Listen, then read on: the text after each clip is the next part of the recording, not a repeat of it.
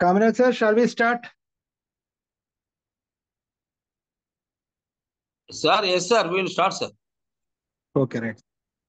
എല്ലാവർക്കും വണക്കം നമസ്കാരം once again and welcome you all to another training session of Tamil Nadu Zoom platform.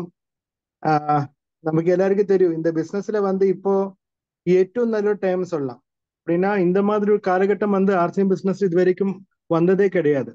பாருங்க, நம்ம கம்பெனி சைட்ல இருந்து எவ்வளவு ப்ரோக்ராம்ஸ் கம்பெனி கண்டக்ட் பண்றீங்க. இப்ப கூட நம்ம 28ஆம் தேதி நடக்க போற டைமண்ட் சுரேந்திர பட் சாரோட ப்ரோக்ராம் 27ஆம் தேதி பெங்களூரு, 28ஆம் தேதி கேரளா. அது வந்து கேரளாவில் நடக்கிற ப்ரோக்ராம்ல வந்து அச்சீவர் செலிப்ரேஷன் இருக்கு. ஸோ என்னோட கேரளா டீம்ல இருந்து நிறைய ஆளுங்க இருக்கிறாங்க. ஸோ அதோட எக்ஸல் ஷீட் ஒர்க் இன்னைக்கு 5 மணிக்குள்ள முடிக்கணும்னு சொல்லியிருக்கேன். ஒரு 25-30க்கு மேல வைட்டில் அச்சீவர்ஸ் இருக்கு. ராயல்டி அச்சீவர்ஸ், டெக்னிக்கல் அச்சீவர் இல்லை, அப் டு வைட்டில் தான். ஐ மீன் ராயல்டி தான் இருக்காங்க இந்த வாட்டி என்னோட டீம்ல இருந்து. ஆனா டெக்னிக்கல் வேற டீம்ல இருந்து இருக்கு. ஸோ நான் சொல்ல வந்த விஷயம், right no companies doing big program. அந்த ராஜகிரி ஆடிட்டோரியத்துல வந்த ஆளுங்களுக்கு தெரியும், மினிமம் வந்து 2500-3000 ஆளுங்க உட்கார முடியும். அந்த அளவுக்கு பெரிய ப்ரோக்ராம். ஜஸ்ட் இமேஜின், ஒரு 2 வருஷம் முன்னாடி வரைக்கும் அந்த மாதிரி 2000 பேரோட ப்ரோக்ராம் எல்லாம் சொன்னா அது எல்லாம் வந்து ஒரு அச்சீவ் பண்ண முடியாத அளவுக்கு பெரிய ப்ரோக்ராம் நம்ம எல்லாரும் நினைக்குவீங்க. ஈவன் நம்ம சியாலில் நடக்கிற நம்ம மஹோத்சவ் ப்ரோக்ராம், இயர்லி ஒன்ஸ் நடக்கிற ப்ரோக்ராம்ல கூட ஒரு 4000 பேரை எல்லாம் உட்கார வச்சா அது பெரிய விஷயம் நினைச்ச காலகட்டம் போச்சு. இப்ப வந்து நார்மல் ப்ரோக்ராம்ல 1000 பேர் 2000 பேர் உட்கார்றாங்க. ஸோ ஆல் தீஸ் திங்ஸ், இது இந்த டெவலப்மெண்ட் எல்லாம் வந்ததுக்கு காரணம் நம்ம கம்பெனியோட இனிஷியேஷன் தான். 2 நாள் முன்னாடி நம்ம பிரியங்கா மேடம் ஆன்லைன் பிளாட்ஃபார்ம்ல வந்தப்போ மேடம் சொன்ன விஷயம், கீசோல்ல வந்து பெரிய சேஞ்சஸ் கொண்டு வர போறாங்க. யோசிச்சு பாருங்க. அப்படின்னா ஏற்கனவே வந்து நம்ம இந்த ஒரு 2-3 இயர்ஸுக்குள்ள இந்த அளவுக்கு வந்து ஒரு பிக் ஆப்பர்ச்சுனிட்டியான ஒரு செக்மெண்ட்டும் ஆர்சிஎம்குள்ளே இல்லை. பாருங்க, right now Keysoul RCM is known because of Keysoul. நம்ம ஈவன் நம்ம தமிழ்நாடு எடுத்தா கூட ഏറ്റവും அதிக ஆளுங்க வந்து நம்ம தமிழ்நாட்டுல இன்னைக்கு யூஸ் பண்ற பொருள் எதுன்னு கேட்டா definitely we can say that is Keysoul range of product. நம்ம கீசோல் தான். இன்னைக்கு நம்ம தமிழ்நாட்டில் இருக்கிற லேடிஸ், நம்ம லேடி லீடர்ஸை பற்றி எல்லா ஆளுங்களும் வந்து பெரிய லெவல்ல பேசுறாங்க. அதுக்கு ரீசன் என்னன்னு கேட்டா, மெயின் லேடி லீடர்ஸ் எல்லாருமே வந்து சாரி கீசோல் பெரிய லெவல்ல ப்ரொமோட் பண்ணிட்டு அந்த கீசோல் செக்மெண்ட்னால அவரோட பேரு வந்து பெரிய பெருமைக்கு வந்திருக்காங்க. ஸோ டெஃபினெட்லி இந்த 2-3 இயர்ஸுக்குள்ள கீசோல் மாதிரி, கீசோல் ஆல்ரெடி வந்து பெரிய லெவல்ல வந்துருச்சு, இனிமே வந்து கீசோல் மாதிரி நிறைய புது செக்மெண்ட் நமக்கு வர போறாங்க. அண்ட் ஈவன் இன் கீசோலுக்குள்ள நிறைய சேஞ்சஸ் கொண்டு வர போறாங்க. அண்ட் அது மட்டும் இல்ல, நமக்கு ஆல்ரெடி நான் வந்து டிக்ளேர் பண்ண விஷயம் தான், நெக்ஸ்ட் வித்தின் 2 monthsக்குள்ள நம்ம கையில வந்து ஆர்சிஎம்மோட டேப், நம்ம எலக்ட்ரானிக் மொபைல், இதெல்லாம் வந்து வித்தின் நெக்ஸ்ட், அதுவும் நீங்க வந்து நிறைய வெயிட் பண்ண தேவையில்லை, ஒரு வருஷம் வந்து வெயிட் பண்ண வேண்டாம். வித்தின் 1 to 2 monthsக்குள்ள நம்ம கையில ஆர்சிஎம்மோட டேப், மொபைல் எல்லாம் வர போறாங்க. ஸோ இந்த மாதிரி பெரிய லெவல்ல சேஞ்ச் வந்துட்டே இருக்கு. ஜஸ்ட் இமேஜின், நம்ம கூட இன்னைக்கு நமக்கு பேச போறது நமக்கு எல்லாருக்கும் தெரியும், நம்ம எமரால்டு காமராஜ் சார் எல்லாம் இந்த பிசினஸ்ல ஸ்டார்ட் பண்ண டைம்ல, நேத்து கூட நம்ம வினோத்குமார் சார் கூட பேசின விஷயம் தான். காமராஜ் சார் எல்லாம் வந்து இந்த பிசினஸ் ஸ்டார்ட் பண்ற டைம்ல அவரோட கூட எத்தனை லீடர்ஸ் இருந்தாங்க.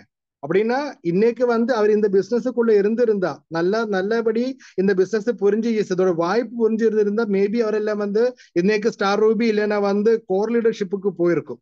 அந்த அளவுக்கு நல்ல தகுதி இருக்கிற நல்ல குவாலிட்டி இருக்கிற ஆளுங்க இருந்தாங்க. ஆனா இந்த சிஸ்டம் மேல ஆர்சிஎம் மேல அவருக்கு விசுவாசம் இல்லை. மேபி அவருக்கு அவர் மேலேயே விசுவாசம் இல்லை, அதனால ஓடி போயிட்டேன்னு கூட சொல்லலாம். பட் டெஃபினெட்லி வந்து இன்னைக்கு அவர் யாரும் இந்த சிஸ்டத்துக்குள்ள இல்லை. நம்ம நேத்துக்கு நம்ம வினோத்குமார் சார், நம்ம காமராஜ் சாரோட அப்பே நம்ம ஸ்டார் பல வினோத்குமார் சார் கூட பேசும்போது அவரு சொன்னதா, இன்னைக்கு வந்து தமிழ்நாடு ஒரு பெரிய டீம் இருக்குன்னா அதுக்கு காரணம் வந்து காமராஜ் சார் ஸ்ட்ராங்கா இருந்ததுனாலதான். நேத்துக்கு வினோத்குமார் சார் சொன்ன விஷயம் தான் அது. ஸோ டெஃபினெட்லி இந்த பிசினஸ்ல நமக்கு ഏറ്റവും அதிகம் தேவையானது என்ன? அந்த விசுவாசம் தான். Yes, this business can make me into a next level, என்னொரு புது லெவலுக்கு கொண்டு போகும். எனக்கு பெரிய இன்கம் ஜெனரேஷன் இந்த பிசினஸ்ல இருந்து வரும். அது இதுவரைக்கும் எனக்கு இருந்த பிசினஸ்ல இதுவரைக்கும் பண்ண விஷயங்க, நடந்த விஷயங்க வச்சு நமக்கு ஒண்ணுமே வந்து கால்குலேட் பண்ண முடியாது. நான் வந்து 5 வருஷமா ஆர்சிஎம்குள்ள இருக்கு, நான் 10 வருஷமா ஆர்சிஎம்குள்ள இருக்கு, நான் சக்சஸ் ஆகல. ஸோ பிரச்சனை ஆர்சிஎம்க்குன்னு நீங்க யோசிக்க கூடாது. இன்னையில இருந்து நீங்க ஒரு டிசிஷன் எடுத்து ஒர்க் பண்ணா கூட இந்த பிசினஸ்ல வரப்போற நெக்ஸ்ட் 1 to 2 years, 1 வருஷம் 2 வருஷத்துக்குள்ள பெரிய லெவல்ல பிசினஸ் இம்ப்ரூவ்மெண்ட் பண்ண முடியும். அதுக்கு வந்து நம்ம எடுத்து சொல்ல வேண்டிய விஷயம், நம்ம கொரோனா காலகட்டத்துல வந்து வேற வேலை வாய்ப்பு இல்லாத காலகட்டத்துல எல்லா ஆளுங்களும் கொஞ்சம், எல்லாரும் 100% சொல்ல முடியாது, கொஞ்சம் ஆர்சிஎம்குள்ள கவனம் செலுத்தியப்போழே நிறைய ஆளுங்க வந்து ராயல்டி அச்சீவ்மெண்ட்டுக்கு போயிடுச்சு, டெக்னிக்கல் அச்சீவ்மெண்ட்டுக்கு போயிடுச்சு, நிறைய ஆளுங்களுக்கு நிறைய கமிஷன் கிடைச்சாங்க. ஆனா அப்படின்னா அதுக்கு நம்ம only one thing we need to think that இதுல கான்சென்ட்ரேட் பண்ணா டெஃபினெட்லி இதுல பெரிய லெவல் இன்கம் ஜெனரேட் ஆகும். நம்ம இயர்லி போனஸ் வந்து டிக்ளேர் ஆனதுக்கு அப்புறம் நமக்கு எல்லாருக்கும் தெரியும் எந்த அளவுக்கு வந்து கம்பெனி ஒரு விஷயம் சொன்னா definitely the company is going to fulfil that. அது வந்து ஃபுல்ஃபில் பண்ணுவீங்க. ஈவன் எனக்கு கூட இந்த அளவுக்கு காசு கிடைக்கும் நான் யோசிச்சதே இல்லை. டெஃபினெட்லி நான் மீட்டிங்ல வந்து பேசுவீங்க, ஆனா அது காசு கிடைச்சதுக்கு அப்புறம் தானே கான்பிடென்டா பேச முடியும். ஸோ அதனால அந்த கன்ஃபியூஷன் எனக்கு கூட இருந்துருச்சு. ஆனா but company has given it in யாருமே கொடுக்காத அளவுக்கு வந்து நமக்கு கிடைச்சிருக்காங்க. இப்போ நெக்ஸ்ட் இயர் மே மந்த்துக்காக இப்போ வெயிட்டிங் ஸ்டார்ட் ஆயிருக்கு. எப்படி வந்து நெக்ஸ்ட் இயர்ல வந்து நமக்கு பிசினஸ் வர போறேன்னு. ஸோ இதே மாதிரி இந்த பிசினஸ்ல வந்து நமக்கு இருக்கிற விசுவாசம் தான் இந்த பிசினஸ்ல நமக்கு சக்சஸ்ஃபுல் ஆக முடியும். ஸோ ஒரு வாட்டி விட்டு நான் சொல்றேன், இந்த மாதம் 28ஆம் தேதி நடக்கிற நம்ம ராஜகிரி ப்ரோக்ராமில் எல்லா அச்சீவர்ஸுக்கும் அப்படின்னா ஏப்ரல் மே ஜூன் மாதத்துல பின் லெவல் அப்படின்னா ஓப்பனர் அண்ட் டபுள் லீடர்ஸுக்கு எல்லாம் வந்து அங்க ரெக்கக்னேஷன் இருக்கு. ஏற்கனவே ஜூன் மாதத்துல வந்து நம்ம எல்லாரும் நம்ம சுரேந்திர பட் சாரோட ப்ரோக்ராம்ல ரெக்கக்னேஷன் பண்ணனாலதான் பெரிய லெவலில் நான் வந்து அது நான் ப்ரெஷர் போடாதது. அதர்வைஸ் நான் வந்து ப்ரெஷர் போட்டு நீங்க எல்லாரும் போனோம், ஏன்னா நானும் போனோம் சொல்லிட்டே இருக்கும். பட் டெஃபினெட்லி ஆல்ரெடி வந்து அப் டு மே வரைக்கும் நம்ம செலிப்ரேஷன் நமக்கு முடிஞ்சு போச்சு. But even if you want to go there, யாருக்காவது போகணும்னு இருந்தா இன்னைக்கு 5 மணிக்குள்ள வந்து எனக்கு லிஸ்ட் கொடுங்க. அந்த ஆளுகளோட லிஸ்ட் கொடுத்தா உங்களுக்கு வந்து அங்க டைமண்ட் சுரேந்திர பட் சாரோட கையால உங்களுக்கு ரெக்கக்னேஷன் கிடைக்கும். அண்ட் டெஃபினெட்லி நமக்கு செப்டம்பர் 1ஆம் தேதி நடக்க போற ULP program, product training program வந்து நம்ம சென்னையில நடக்க போறாங்க. அந்த ப்ரோக்ராமுக்கு வந்து ரெஜிஸ்ட்ரேஷன் பண்ணாத ஆளுங்க ரெஜிஸ்ட்ரேஷன் பண்ணுங்க. இன்கேஸ் வந்து ரெஜிஸ்ட்ரேஷன் முடிஞ்சு போனா கூட நீங்க ரெஜிஸ்ட்ரேஷன் ஓப்பன் ஆகும்போது எல்லாரும் ரெஜிஸ்ட்ரேஷன் பண்ணுங்க. Because this is an exclusive program from the company. இந்த மாதிரி ப்ரோக்ராம் வந்து நமக்கு நெக்ஸ்ட் டைம் கிடைக்குமே இல்லையான்னு சொல்ல முடியாது. ஏன்னா நான் எகெயின் சொல்றேன், தமிழ்நாடு ரெஜிஸ்ட்ரேஷன் பயங்கர கம்மியா இருந்தா அடுத்த வாட்டி வந்து கேரளா கூட மெர்ஜ் பண்ண போறாங்க. தமிழ்நாட்டுக்கு செப்பரேட் வந்து அவரு காசு செலவு பண்ண போறது இல்லை. இப்போ வந்து எல்லாருக்கும் ஃப்ரீயா வந்து அந்த ப்ரோக்ராம் அட்டென்ட் பண்ணலாம். டிக்கெட் எடுக்க தேவையில்லை, ஒண்ணுமே இல்லை. ஜஸ்ட் வந்து ப்ரோக்ராம் அட்டென்ட் பண்ணி திரும்பி போகலாம். சூப்பரான ப்ரோக்ராமா இருக்கும். அதனால எல்லா ஆளுங்களும் வந்து அந்த ப்ரோக்ராம் அட்டென்ட் பண்ணுங்க. அண்ட் நெக்ஸ்ட் மந்த் ஆகஸ்ட் 3ஆம் தேதி நடக்க போற கோபகுமார் சாரோட ப்ரோக்ராம், கோபகுமார் சாரோட ப்ரோக்ராம் வந்து மேக்ஸிமம் ஆளுங்களுக்கு இன்ஃபர்மேஷன் கொடுங்க. அந்த ப்ரோக்ராம்ல நிறைய ஆளுங்க பிசிக்கல் ப்ரோக்ராம்ல எல்லா ஆளுங்களையும் கொண்டு வரணும். ஸோ இந்த பிசினஸ்ல வந்து நமக்கு சக்சஸ் ஆகிறதுக்காக அந்த விசுவாசம் எப்படி நமக்கு ஜெனரேட் பண்ணணும். காமராஜ் சார் வந்து இந்த பிசினஸுக்குள்ள என்ன பார்த்து அவர் இந்த பிசினஸ் இந்த காலகட்டம் வரைக்கும் இருக்குன்னு யாருக்குமே தெரியாது டெஃபினெட்லி. ஏன்னா அந்த காலகட்டத்துல ஒண்ணுமே இல்லை. ஸ்டில் ஈவன் வந்து நான் கூட இல்லை, ஜேபி சார் மட்டும் தான் இருந்தாங்க. ஆனா அவருக்கு வந்து அப்படின்னா ஃபுல் டைம் அவர் கூட இருக்கிற அப்லைன் இல்லை, ஃபுல் டைம் அவர் கூட இருக்கிற டவுன்லைன் இல்லை. அவரும் வந்து ஃபீல்ட்ல இருந்தாங்க. அப்போ கூட இந்த பிசினஸ்ல வந்து எமரால்டா இருக்காங்க. We can say that upcoming star emerald சொல்லலாம். டெஃபினெட்லி வந்து மேபி நெக்ஸ்ட் 2-3 மந்த்ஸ்க்குள்ள he will be achieving star emerald pin level. So அவர் upcoming star emerald achiever Kamaraj sir நான் இந்த மேடைக்கு வந்து let me welcome with big applause. Welcome Kamaraj sir, over to you sir please. Thank you sir, thank you very much my dear Ranjith sir. எல்லாருக்கும் வணக்கம், வாழ்த்துக்கள் sir. am I audible sir? Clear, clear, clear. Okay, thank you. Sir, let me mute everybody, sir. One second. Mute all.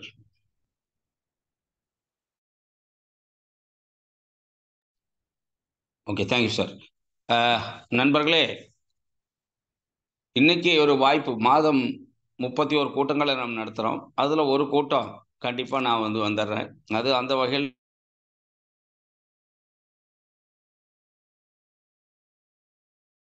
இந்த ஆர்கனைசேஷன்ல அதை கேட்கறதுக்கு வந்திருக்கிறவங்க எல்லாரையும் நான் மனப்பூர்வமாக வாழ்த்தி, இன்னும் கொஞ்சம் கூட நம்ம ஆட்கள் யாரானும் வந்து கண்டிப்பாக வந்து கற்றுக்கொள்வது வந்து நமக்கு சாகும் வரை நம்ம வந்து till death we are learning.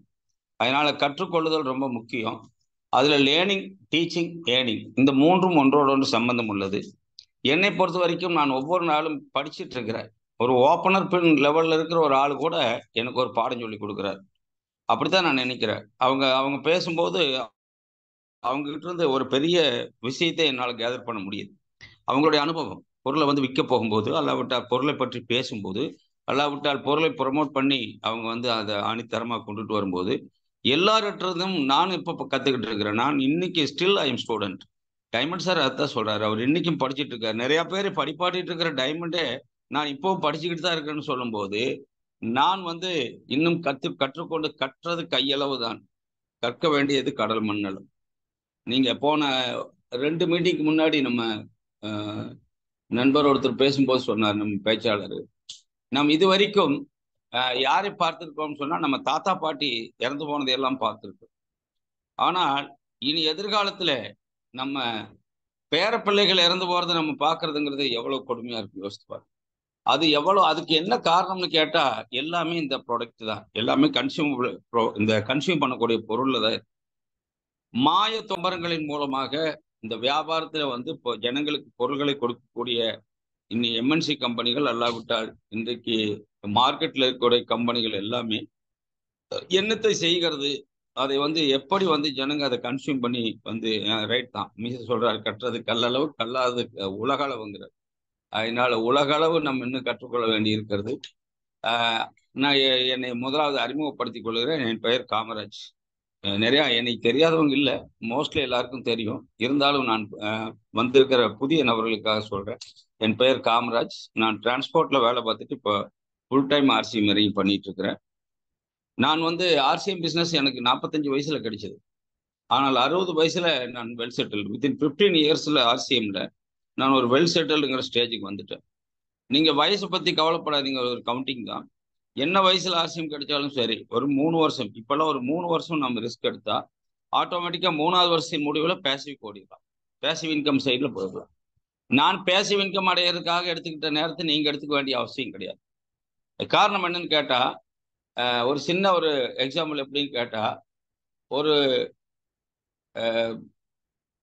குளத்துல வந்து தண்ணி இருக்கு, அந்த தண்ணியில பறவைகள் வந்து உட்காருது. ஒரு பறவை வந்து 2 பறவையை வந்து உற்பத்தி வருது. உதாரணத்துக்கு 15 பறவைகள் வந்து உட்கார்ந்துருச்சு. அந்த 15 பறவைகளும் என்ன செய்யுதுன்னா, ஒரு பறவை வந்து அது இன்க்ரீஸ் பண்ணுது. அப்ப எவ்வளவு ஆகுதுன்னு கேட்டா 30 ஆகிடுது. ஆனால் 60 பறவைகள் வர்றதுக்கு அது எத்தனை ஸ்டெப் போகும்னு கேட்டா, அடுத்த ஸ்டெப்லயே அது 60 ஆயிடும். அது அந்த அடுத்த நெக்ஸ்ட் ஸ்டெப்லயே அது 60 ஆயிடும். 2வது ஸ்டெப்லயே அது 60 ஆயிடும். அது மாதிரி மல்டிபிளிகேஷன், டூப்ளிகேஷன், ஆர்சிஎம் பிசினஸை பொறுத்த வரைக்கும் ஒரு டூப்ளிகேஷன் பவர்ஃபுல் பிசினஸ் இது. நான் வந்து 15 வருஷம் எடுத்துக்கிட்டேன்னா நீங்களும் 15 வருஷம் எடுத்துக்கணுங்கிற அவசியம் இல்லை. உங்களுக்கெல்லாம் 3 வருஷம் போதும். காரணம், அவர் ரஞ்சித் சார் சொல்லும்போது அருமையா சொன்னாரு, அவர் அந்த காலகட்டத்தில் இல்லை, பொருள் இல்லாத காலகட்டத்தில் தான் நாங்கள் உள்ள ஜாயின் பண்ணோம். அவரு ஒரு ஆச்சரியமான கேள்வி கூட சொன்னார் ரஞ்சித் சார், எந்த நம்பிக்கையில இவங்க இவ்வளவு தூரம் இழுத்து நின்று பிடிச்சாங்கன்னே தெரியல அப்படின்னு. எனக்கு இருந்த நம்பிக்கை எல்லாம் என்னன்னு கேட்டா, நான் அந்த காலகட்டங்களில் கோபகுமார் சார்ட்டு கேட்டேன், சார் ஆர்சிஎம்ல கொஞ்சம் பொருள் தான் இருக்குது, இது வந்து வெளி மார்க்கெட்ல நமக்கு எக்கச்சக்கமான பொருள் இருக்குது, அப்ப வெளி மார்க்கெட்ல இருக்கிற பொருள்களை வந்து ஜனங்க வாங்குவாங்களா, ஆர்சிஎம்ல இருக்கிற கொஞ்சம் பொருட்களை வாங்க வருவாங்களா?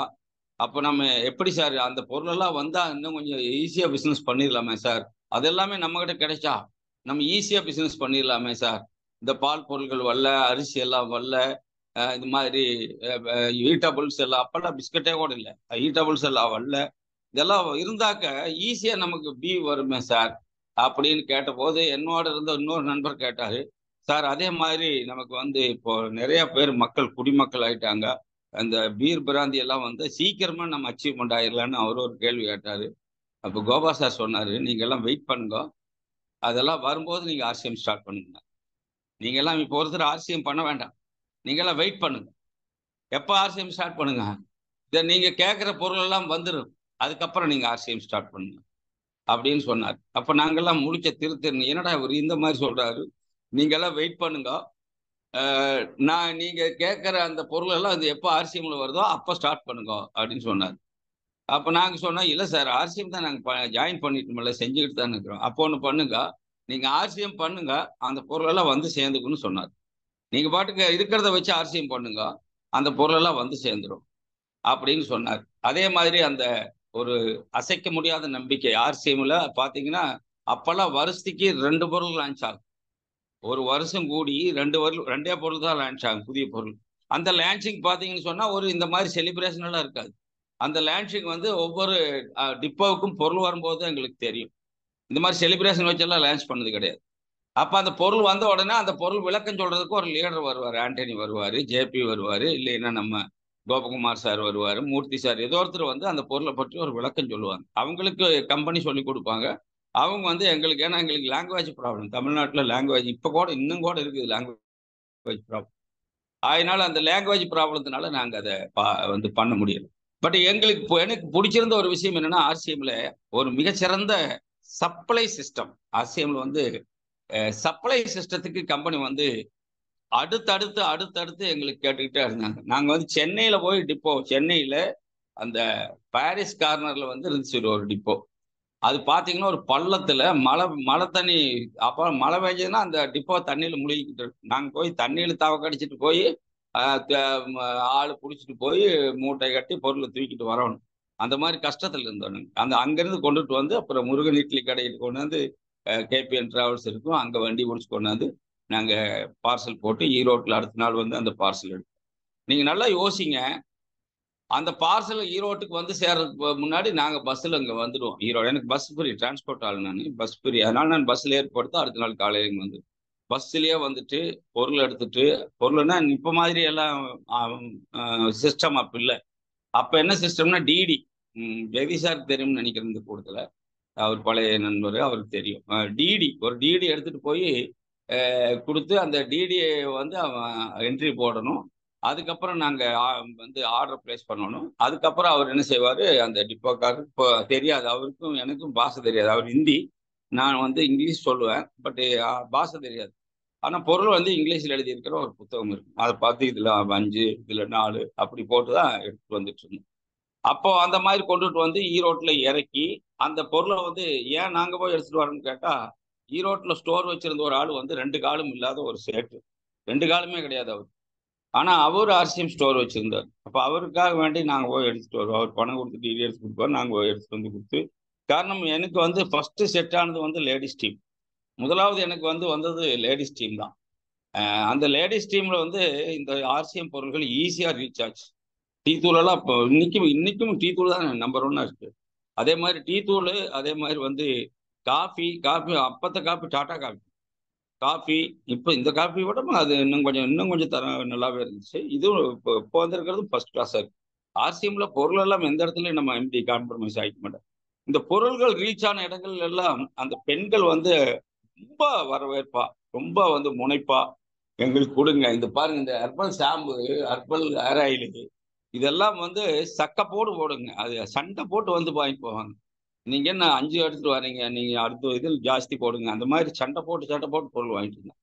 அப்ப சப்ளை கொடுக்க முடியாத ஒரு சூழல் அன்னைக்கு. சப்ளைக்கு வந்து நாங்க எங்க செய்யணும், சென்னையில போய் பிடிச்சிட்டு வரணும். அப்ப நாங்க கேட்டோம், கம்பெனி வந்து எங்களுக்கு ஈரோட்ல ஒரு டிப்போ போட்டு கொடுங்க அப்படின்னு கேட்டபோது அவங்க சொன்னாங்க, நீங்க ஒரு டார்கெட் வச்சாங்க, நீங்க இத்தனை பியூசி ஸ்டார்ட் பண்ணா உங்களுக்கு ஒரு டிப்போ ஈரோட்ல பண்ணி தரேன்னு சொல்லிட்டு ஒரு டார்கெட் வச்சாங்க எங்களுக்கு. அந்த டார்கெட்டை ஃபுல்ஃபில் பண்றதுக்காக வேண்டி நாங்க வந்து டீமா உட்கார்ந்து ஒரு மீட்டிங் போட்டு பேசி ஒரே மாசத்துல 23 பியூசிகளை ஓபன் பண்ணும். ஒரே மாசம் 30 நாள்ல 23 பியூசிகளை ஓபன் பண்ணும். படப்படன்னு ஆச்சு. எப்படின்னு கேட்டா, ஒரு பொருளை கொண்டுட்டு போய் 2000 ரூபாய்க்கு பில்லை போட்டு, எம்ஆர்பியில 2000 ரூபாய்க்கு பில்லை போட்டு ஒரு சவுத் இந்தியன் பேங்க் மேனேஜர்கிட்ட, அவங்க வீட்டுல, எங்க பிரதர் வந்து ஸ்டேட் பேங்க்ல வந்து அவரு மேனேஜரா இருந்தாரு.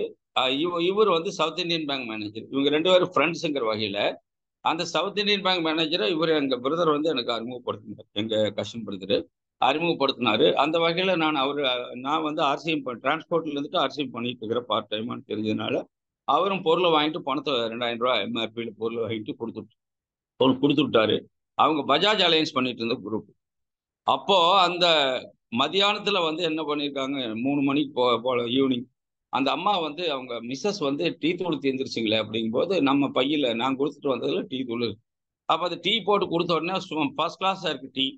அவர் என்ன பண்றாரு, அந்த குரூப் லீடர்ஸ் எல்லாம், அந்த பஜாஜ் அலையன்ஸ் லீடர்ஸ் எல்லாம் கூப்பிட்டு, காமராஜன் ஒருத்தர் வந்தாரு, பொருள் கொடுத்துட்டு போனாரு. டீ ஃபர்ஸ்ட் கிளாஸா இருக்குது, எங்க வீட்டுக்காரி டீ போட்டு கொடுத்தா, ஒரு முறை எங்க வீட்டுக்கு விசிட் பண்ணுங்கன்னு கூப்பிட்டு அந்த லீடர்களுக்கெல்லாம் டீ கொடுத்துருக்குறாங்க. அது சூப்பரா இருக்கணும்னா அங்கிருந்து எனக்கு ஒரு போன், நீங்க ஈவினிங் வர முடியுமா, வந்து எங்களுக்கு இந்த மார்க்கெட்டிங் பிளான் சொல்ல முடியுமா அப்படின்னு கூப்பிட்டாரு. நான் சொன்னேன், ஈவினிங் வரலாம் சார், பட் இங்கே மழை காலம், மழை பெஞ்சு விட்டு விட்டு மழை பெய்யுது சார், நான் எப்படி வர்றது, நீங்க பஸ் ஏறி வாங்க. எனக்கு அப்போ ஒரு பஜாஜ் காலிபர் பைக் மட்டும்தான் இருக்கு. எனக்கு எங்கிட்ட காரு இப்போ இன்னைக்கு 2ங்கிறது ஒரு 3 காரா கூட இருக்குது. அது வேற. இன்னைக்கு 2 கார் சர்வசாதாரணமா வச்சிருக்கிறோம். ஆனால் அன்னைக்கு பஜாஜ் காலிபர் பைக் தான். அந்த பைக்ல போய் மழை நனைஞ்சிட்டு எங்க போறதுன்னு நான் சொன்னேன். அப்ப அவர் சொன்னார், பஸ் ஏறி வாங்க, நான் என்னுடைய கார்ல வந்து உங்களை பிக்கப் பண்றேன்னு கோபி பஸ் ஸ்டாண்ட்ல இறங்கி அவர் என்னை பிக்கப் பண்ணிட்டு போனாரு. அங்க போய் பார்த்தா அவ்வளவு மழையிலையும் கூட ஒரு 30 32 பேர் உட்கார்ந்துருந்தாங்க. அவங்க எல்லாரும் வந்து லீடர்ஷிப் குவாலிட்டி உள்ள ஆளுங்க. எல்லாமே வந்து பஜாஜ் அலையன்ஸ் அப்போ வந்து க்ளோஸ் ஆகிற கண்டிஷன்ல இது பக்கம் மாறுறாங்க நம்ம பக்கம். நான் அந்த டீ சாப்பிட்டு அவங்க உட்காந்துருந்தாங்க. நான் எனக்கு ஒரு டம்ளர் டீ கொடுத்தாங்க. சாப்பிட்டு நான் ஆரம்பிச்சேன். நான் வந்து மார்க்கெட்டிங் பிளான் ஆரம்பிச்சேன். அதாவது நான் இப்போ எனக்கு வந்து நான் சீனியர் சிட்டிசன். பட் நான் சொல்றது வந்து பிஃபோர் ஒரு 16 இயர்ஸ் பேக். 16 வருஷத்துக்கு முன்னாடி பார்த்தீங்கன்னு சொன்னா நான் வந்து முனைப்பா இருந்த காலகட்டம். 45 வயசு எனக்கு அப்போ. நான் முனைப்பா இருந்த காலகட்டம். முனைப்பானா மூச்சு விடாம பேசிட்டே இருப்பேன் நான். அதே மாதிரி டியூட்டி முடிஞ்சு வந்துட்டா பம்பரமா சுத்திட்டே இருப்பேன். அந்த மாதிரி காலகட்டம்.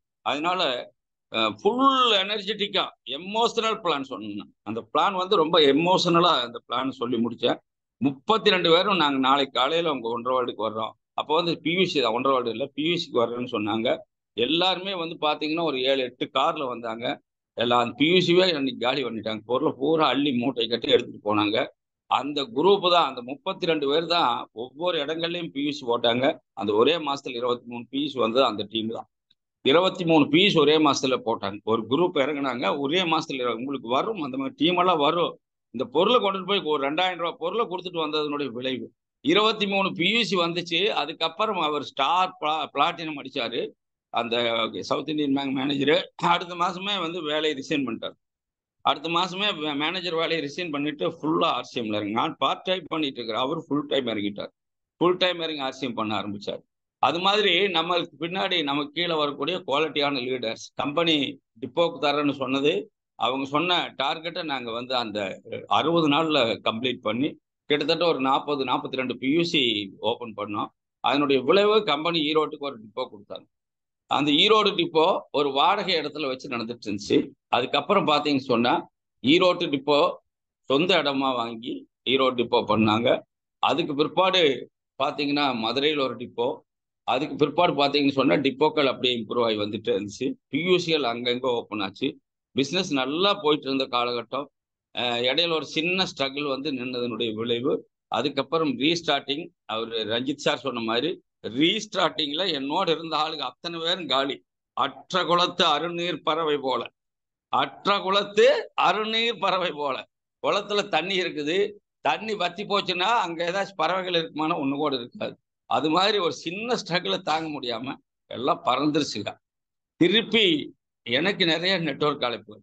நீங்க சும்மா வந்து மோட்டிவேஷன் பண்ணுங்க காமராஜ், உங்களுக்கு ஒரு கார் தரோம், 3 lakhs சேலரி தரோம், நீங்க கார்பரேஷன் வேலை பார்த்துட்டே வாங்க, நீங்க சும்மா ஒரு ட்ரெஸ் கோடோட வந்து நீங்க சும்மா ஒரு மோட்டிவேஷன் கொடுத்துட்டு போவாங்க. நிறைய கம்பெனிஸ், நிறைய இன்வெஸ்ட்மெண்ட் கம்பெனிஸ். ஆனால் நான் எதுக்குமே அசரில் நான் ரிட்டர்ன் டிரான்ஸ்போர்ட்டோ இல்லைனாக்கு வந்து ஆர்சிஎம் தான், வேற எதுவும் பண்றது இல்லைங்கிற வைராக்கியமான முடிவோடு இருந்தேன். அதனுடைய விளைவு தான் வந்து பார்த்தீங்கன்னா ரீஸ்டார்டிங்ல விட்டுட்டு போன டீம் எல்லாம் என்னோட இணைஞ்சிட்டாங்க.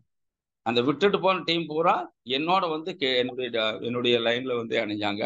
அதுக்கு கம்பெனி ஃபுல்லா சப்போர்ட் பண்ணேன். கம்பெனி எனக்கு காமராஜ் வந்து ஸ்ட்ராங்கா நிற்கிறாரு அப்படிங்கிறதுனால கம்பெனி எனக்கு ஃபுல்லா ஸ்ட்ராங்கா சப்போர்ட் பண்ணாங்க. அந்த டைம்ல கோபகுமார் சார் தலைகீழா சப்போர்ட் பண்ணார். இறங்கி நின்று, ஏன்னா நம்ம தான் டெப்த், தமிழ்நாடு தான் டெப்த். கேரளாவில் அப்போ பிசினஸ் கிடையாது. அவர் ரஞ்சித் சார் சொன்ன மாதிரி ஃபர்ஸ்ட் 50 lakhs பிவி கொடுத்த ஸ்டேட் நம்ம ஸ்டேட் தான். தயவு செய்து குறிச்சு வைங்க. ஃபர்ஸ்ட் 50 லட்சம் பிவி கொடுத்த ஸ்டேட் நம்ம ஸ்டேட் தான். ஃபர்ஸ்ட் எமரால்டு யாருன்னு கேட்டா, சவுத் இந்தியாவிலே முதல் எமரால்டு பின்னடிச்சது யாருன்னு கேட்டா ரஞ்சித் சாருடைய மாமனார் ஜேபி தான். என்னுடைய அப்ளைன் லீடர் தான் ஃபர்ஸ்ட் எமரால்டு. சொல்றதுல எனக்கு பெரிய பெருமை. ஏன்னு கேட்டா சவுத் இந்தியாவில் ஃபர்ஸ்ட் எமரால்டு அவர் தான். அப்ப கோபகுமார் சார் ராயல்ட்டியில் இருக்கிறார். அப்ப கோபகுமார் சாரு ராயல்ட்டி பின்னாடி 8% ராயல்ட்டியில் தான் இருக்காரு. அவர் தான் போய் அப்பவும் வந்து ஜேபிக்கு ரெகக்னேஷன் கொடுத்த அந்த கூட்டத்துக்கு வந்து தலைமை தாங்கி ரெகக்னைஸ் பண்ணதாருன்னு கேட்டா நம்ம கோபகுமார் சார். அப்ப அவர் ஸ்டார் பிளாட்டினம் தான் இருந்தார். அது போக மூர்த்தி சார் வந்து ஸ்டார் கோல்டில் இருந்தார். இது எதுக்காக நான் உங்களுக்கு சொல்றேன்னு சொன்னா, ஆர்சிஎம் பிசினஸ்னுடைய வரலாற்றின் பக்கங்களை திருப்பி பார்த்தா ஆர்சிஎம் அதனுடைய சிஸ்டத்தை வந்து யார் கையில் எடுத்தாங்களோ, அதனுடைய சப்ளை யார் கையில் எடுத்தாங்களோ அவங்க பெரிய லெவல்ல வந்துகிட்டே இருக்காங்க. இந்த சப்ளைக்காக வேண்டி ஆர்சிஎம் பொருள்களுடைய சப்ளைக்காக வேண்டி நாங்க படாத பாடு போட்டோம். ஏன்னு கேட்டா பியூசிகள் எல்லாம் ஓபன் பண்ணிட்டோம். வெற்றிகரமான பியூசிகள் எல்லாம் பட்டையை கிளப்பிட்டு ஓடிட்டு இருக்குது. அந்த பியூசிகளுக்கு பொருள் கொடுக்கறதுக்கு சப்ளை கொடுக்கறதுக்கு ஈரோடு டிப்போனால முடியாது. உங்களுக்கு தெரியுமான்னு தெரியல. பொருள் வந்து பியூசிகள் ஓப்பன் ஆயிடுச்சு. எக்கச்சக்கமான பியூசிகள் ஓப்பன் ஆயிடுச்சு. அந்த பியூசிகள் வந்து பொருள் எடுக்க வரும்போது ஒரு லோட்ல கிட்டத்தட்ட உங்களுக்கு ஒரு 16 டன்னுல இருந்து 22 டன் வரைக்கும் வரும். 22 டன் லோடு தான் அப்போல்லாம் வந்து இறங்கும். வரிசையா நைட்ல வந்து ராத்திரியிலேயே வந்துடுவாங்க. எல்லாம் வண்டி எடுத்துட்டு ராத்திரியிலேயே வந்துடுவாங்க. வேனு, டெம்போ, லாரி, அவங்க கெப்பாசிட்டிக்கு தகுந்த மாதிரி பார்த்தா நைட்ல வரிசையில வண்டி கட்டி நிற்கும். வரிசை அந்த அறுவடையின் போது பார்த்தீங்கன்னா நாட்டாமப்படத்துல வந்து நிற்கும் வண்டி வரிசை, அந்த மாதிரி நிற்கும் ஈரோடு போகல. வரிசையா வண்டிக்கு நின்ன காலம். அப்போ காலையில பார்த்தீங்கன்னு சொன்னா நான் டிரான்ஸ்போர்ட்ல அப்பவும் வேலை பார்த்துட்டு இருக்கிறேன். நான் சேலம் ஊட்டி வண்டி ஓடிட்டு இருக்கிறேன். ஊட்டியில் டிக்கெட் கொடுத்தா சேலத்தில் போய் தான் அது வேலையில் அங்கே வேலை கிடையாது. அந்த மாதிரி வண்டி தான் ஓடிட்டு இருக்கிறேன். அப்போ அந்த பியூசிகளுக்குள்ள என்ன பிரச்சனை வரும்னு கேட்டா ஆட்டாவுக்கு பிரச்சனை வரும். கோதுமாவுக்கு பயங்கரமான பிரச்சனை வரும். எப்படின்னு கேட்டா ஒரு பியூசிக்கு 20 போட்டிருப்பாங்க, இன்னொரு பியூசிக்கு 25 போட்டிருப்பாங்க, இன்னொரு பியூசிக்கு 5 கேட்டிருப்பாங்க. இப்போ அங்க பிரச்சனை வரும். அப்போ அந்த ரித்தீஷ்னு ஒருத்தர் இருந்தாரு, ஃபோன் பண்ணார். காமராஜ் சார் இங்கே அடிதடி, ஒரு ஆள் 25 எடுக்கிறங்கிறார், ஒரு ஆள் 20ங்கிறார், ஒரு ஆள் 10ங்கிறார், நீங்கள் ஃபைனல் போடுங்க. அப்போ நான் சொன்னேன் எத்தனை பியூசி அங்கே நிற்குது? 40 பியூசி நிற்குது சார். எத்தனை மூட்டை இருக்குது? 200 மூட்டை இருக்குது. டிவைட் பண்ணுங்க எவ்வளோ வருது? அது வந்து 40ஆல் டிவைட் பண்ணுங்க, 5 மூட்டை வருதுங்க சார். அப்போ ஒரு பியூசிக்கு 5 மூட்டை கொடுங்க. எனக்கு 5 மூட்டை வேண்டாங்கிற பியூசி அடுத்து யாருக்கு வேணுமோ அவங்களுக்கு சேர்த்து போடுங்க. ரேஷன் சிஸ்டத்தை நாங்கள் பண்ணணும் இந்த ஈரோடு டிப்போவில். அதுக்கு பிற்பாடு தான் மதுரை டிப்போ ஓப்பன் ஆச்சு. கொஞ்சம் தாடாத்தியாச்சு. இது எதற்காக சொல்றேன்னு சொன்னா ஆர்சிஎம் பொருள்கள் சப்ளை தடுமாற்றம் இருந்த காலகட்டத்தில் பியூசிகள் வந்து பட்டை கிளப்பிட்டு நடந்துட்டு இருந்துச்சு. இப்போ ரீஸ்டார்டிங்ல வந்து பியூசிகளுக்கு எல்லாம் என்ன ப்ராப்ளம் இருக்குது அப்படின்னு சொன்னா கம்பெனி வந்து பொருள்களை நிறைய இன்ட்ரோடியூஸ் பண்ணிட்டாங்க. முன்ன வந்து சப்ளைக்கு தடுமாற்றம். இப்போ ஒரு கம்பெனி டிப்போக்களை ஓப்பன் பண்ணி நிறைய பொருள்களை இன்ட்ரோடியூஸ் பண்றாங்க. கம்பெனி நிறைய பொருள்கள் இருக்கு, எக்கச்சக்கம். சவுத் இந்தியாவிலேயே சவுத் இந்தியாவில் மட்டும் இல்லை, இந்தியாவிலேயே ஃபர்ஸ்ட் நான் எஃப்எம்சிஜி டிப்போ இருக்கிற ஒரு இடம் இருந்தால் அது சென்னை தான்.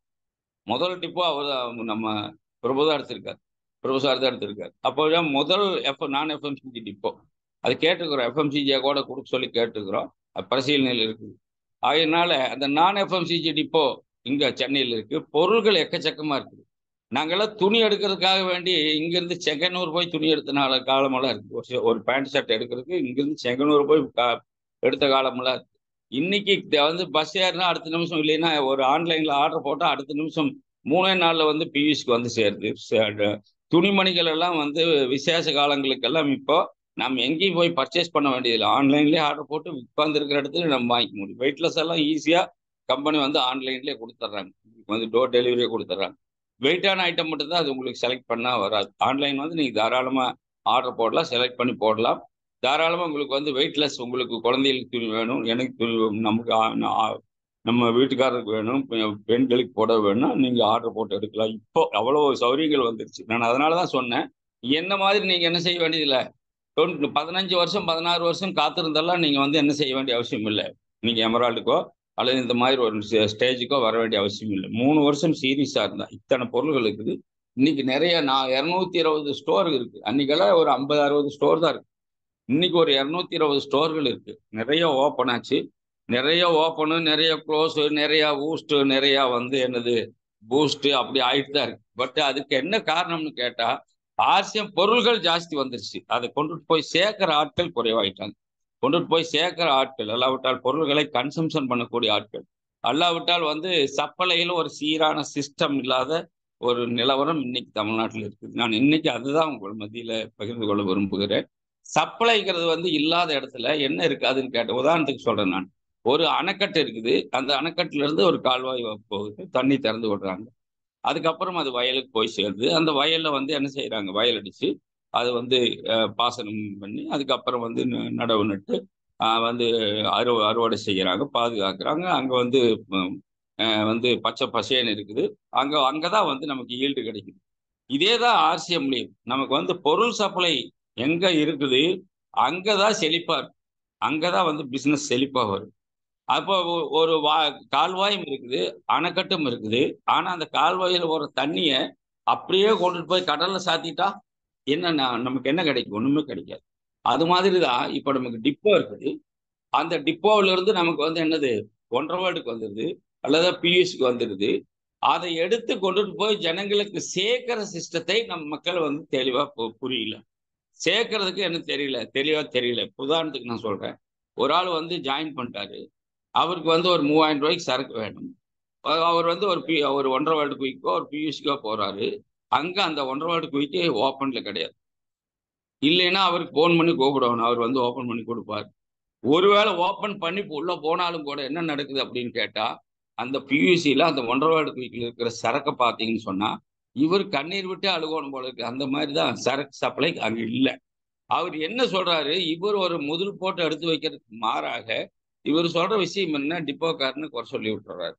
அப்ப என்ன ஆகுது, வந்து பர்ச்சேஸ் பண்ண வந்தாலு அப்போ நமக்கு ஒரு 10 100 பேஸ்ட் வேணும்னா நம்ம என்ன செய்ய வேண்டியது இருக்கும்.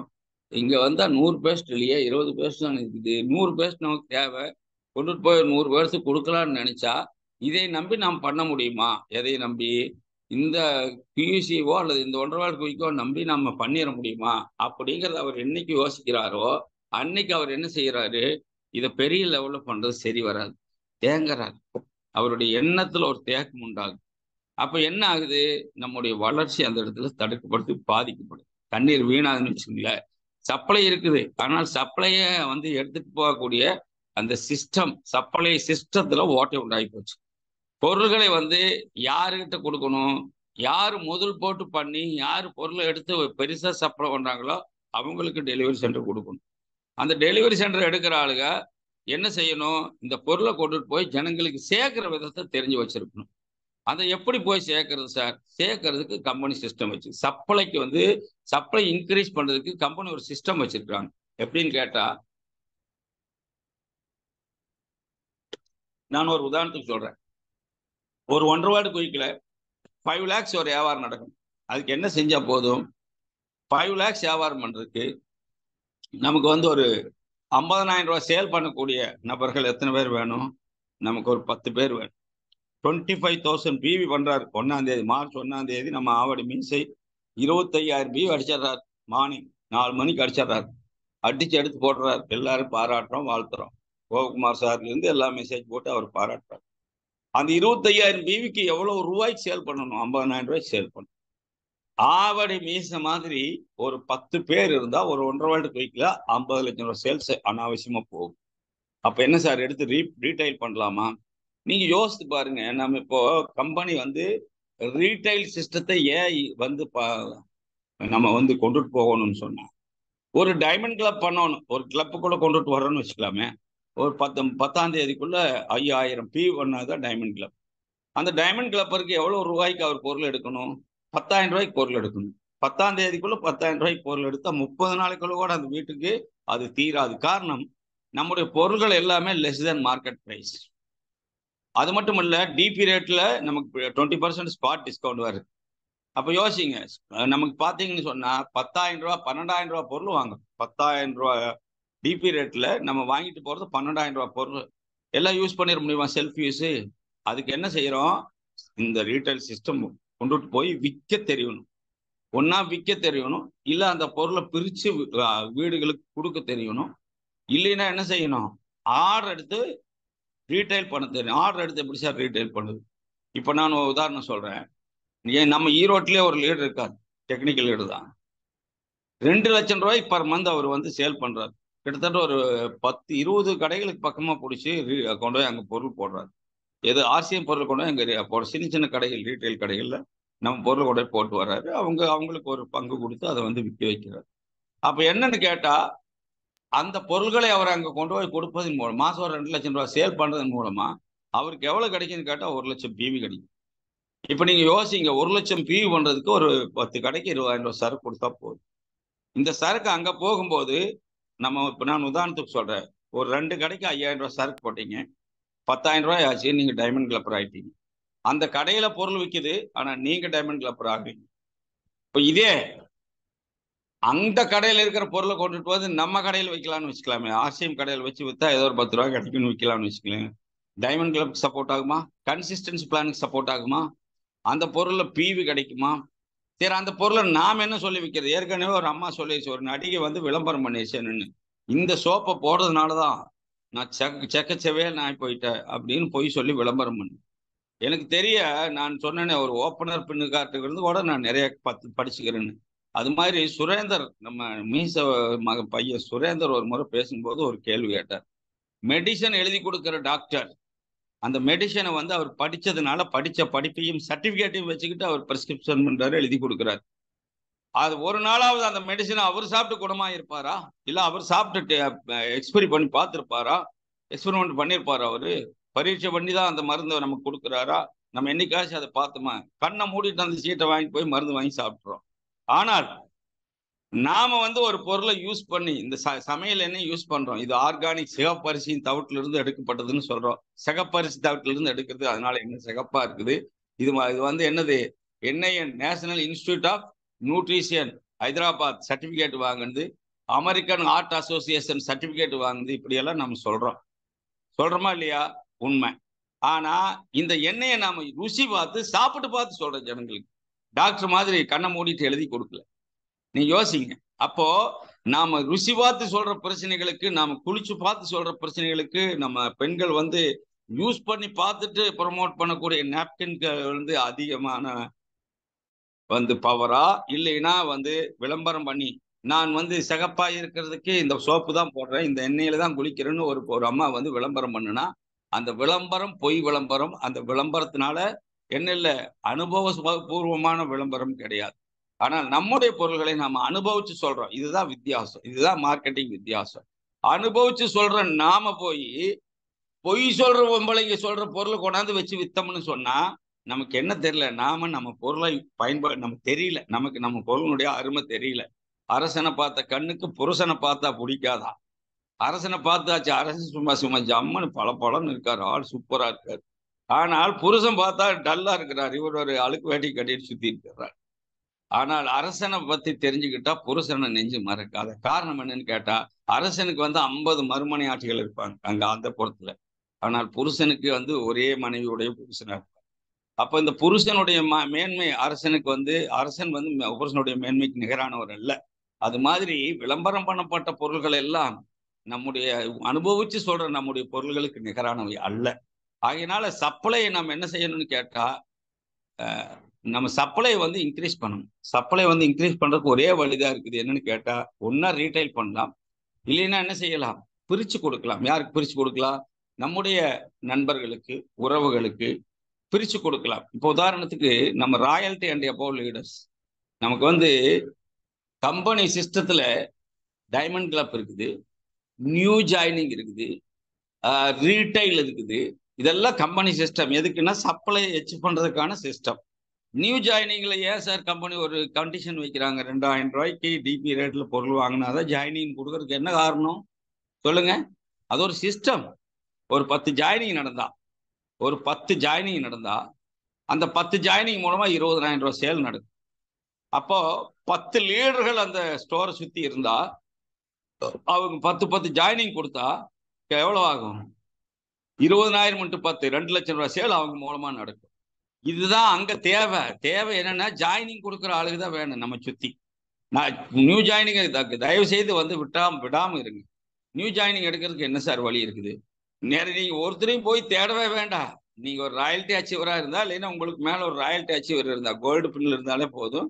பர்ச்சேசர் குரூப்னு ஒன்று இருக்கு. அதுல பாத்தீங்கன்னா நிறைய டர்மினேட் ஆயிடுது.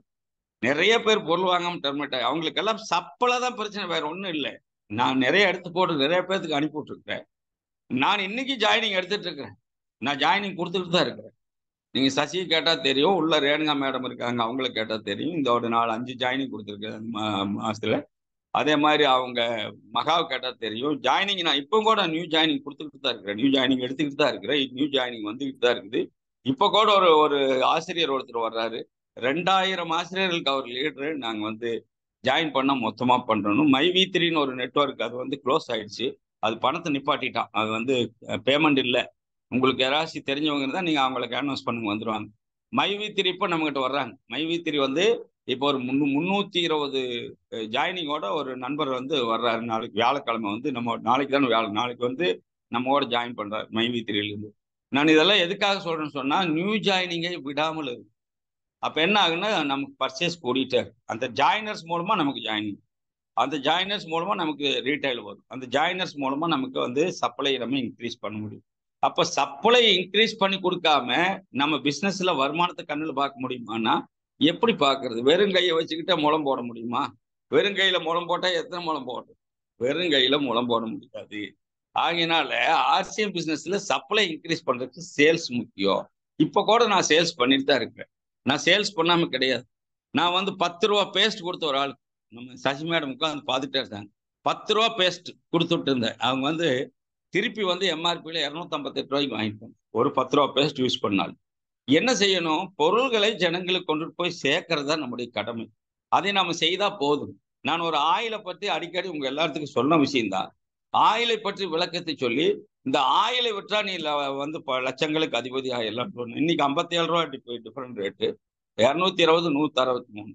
இப்ப நான் பேசிட்டு இருந்த போது ஒரு நண்பர் வந்து அரசியல் கட்சியில தீவிரமா இருக்காரு.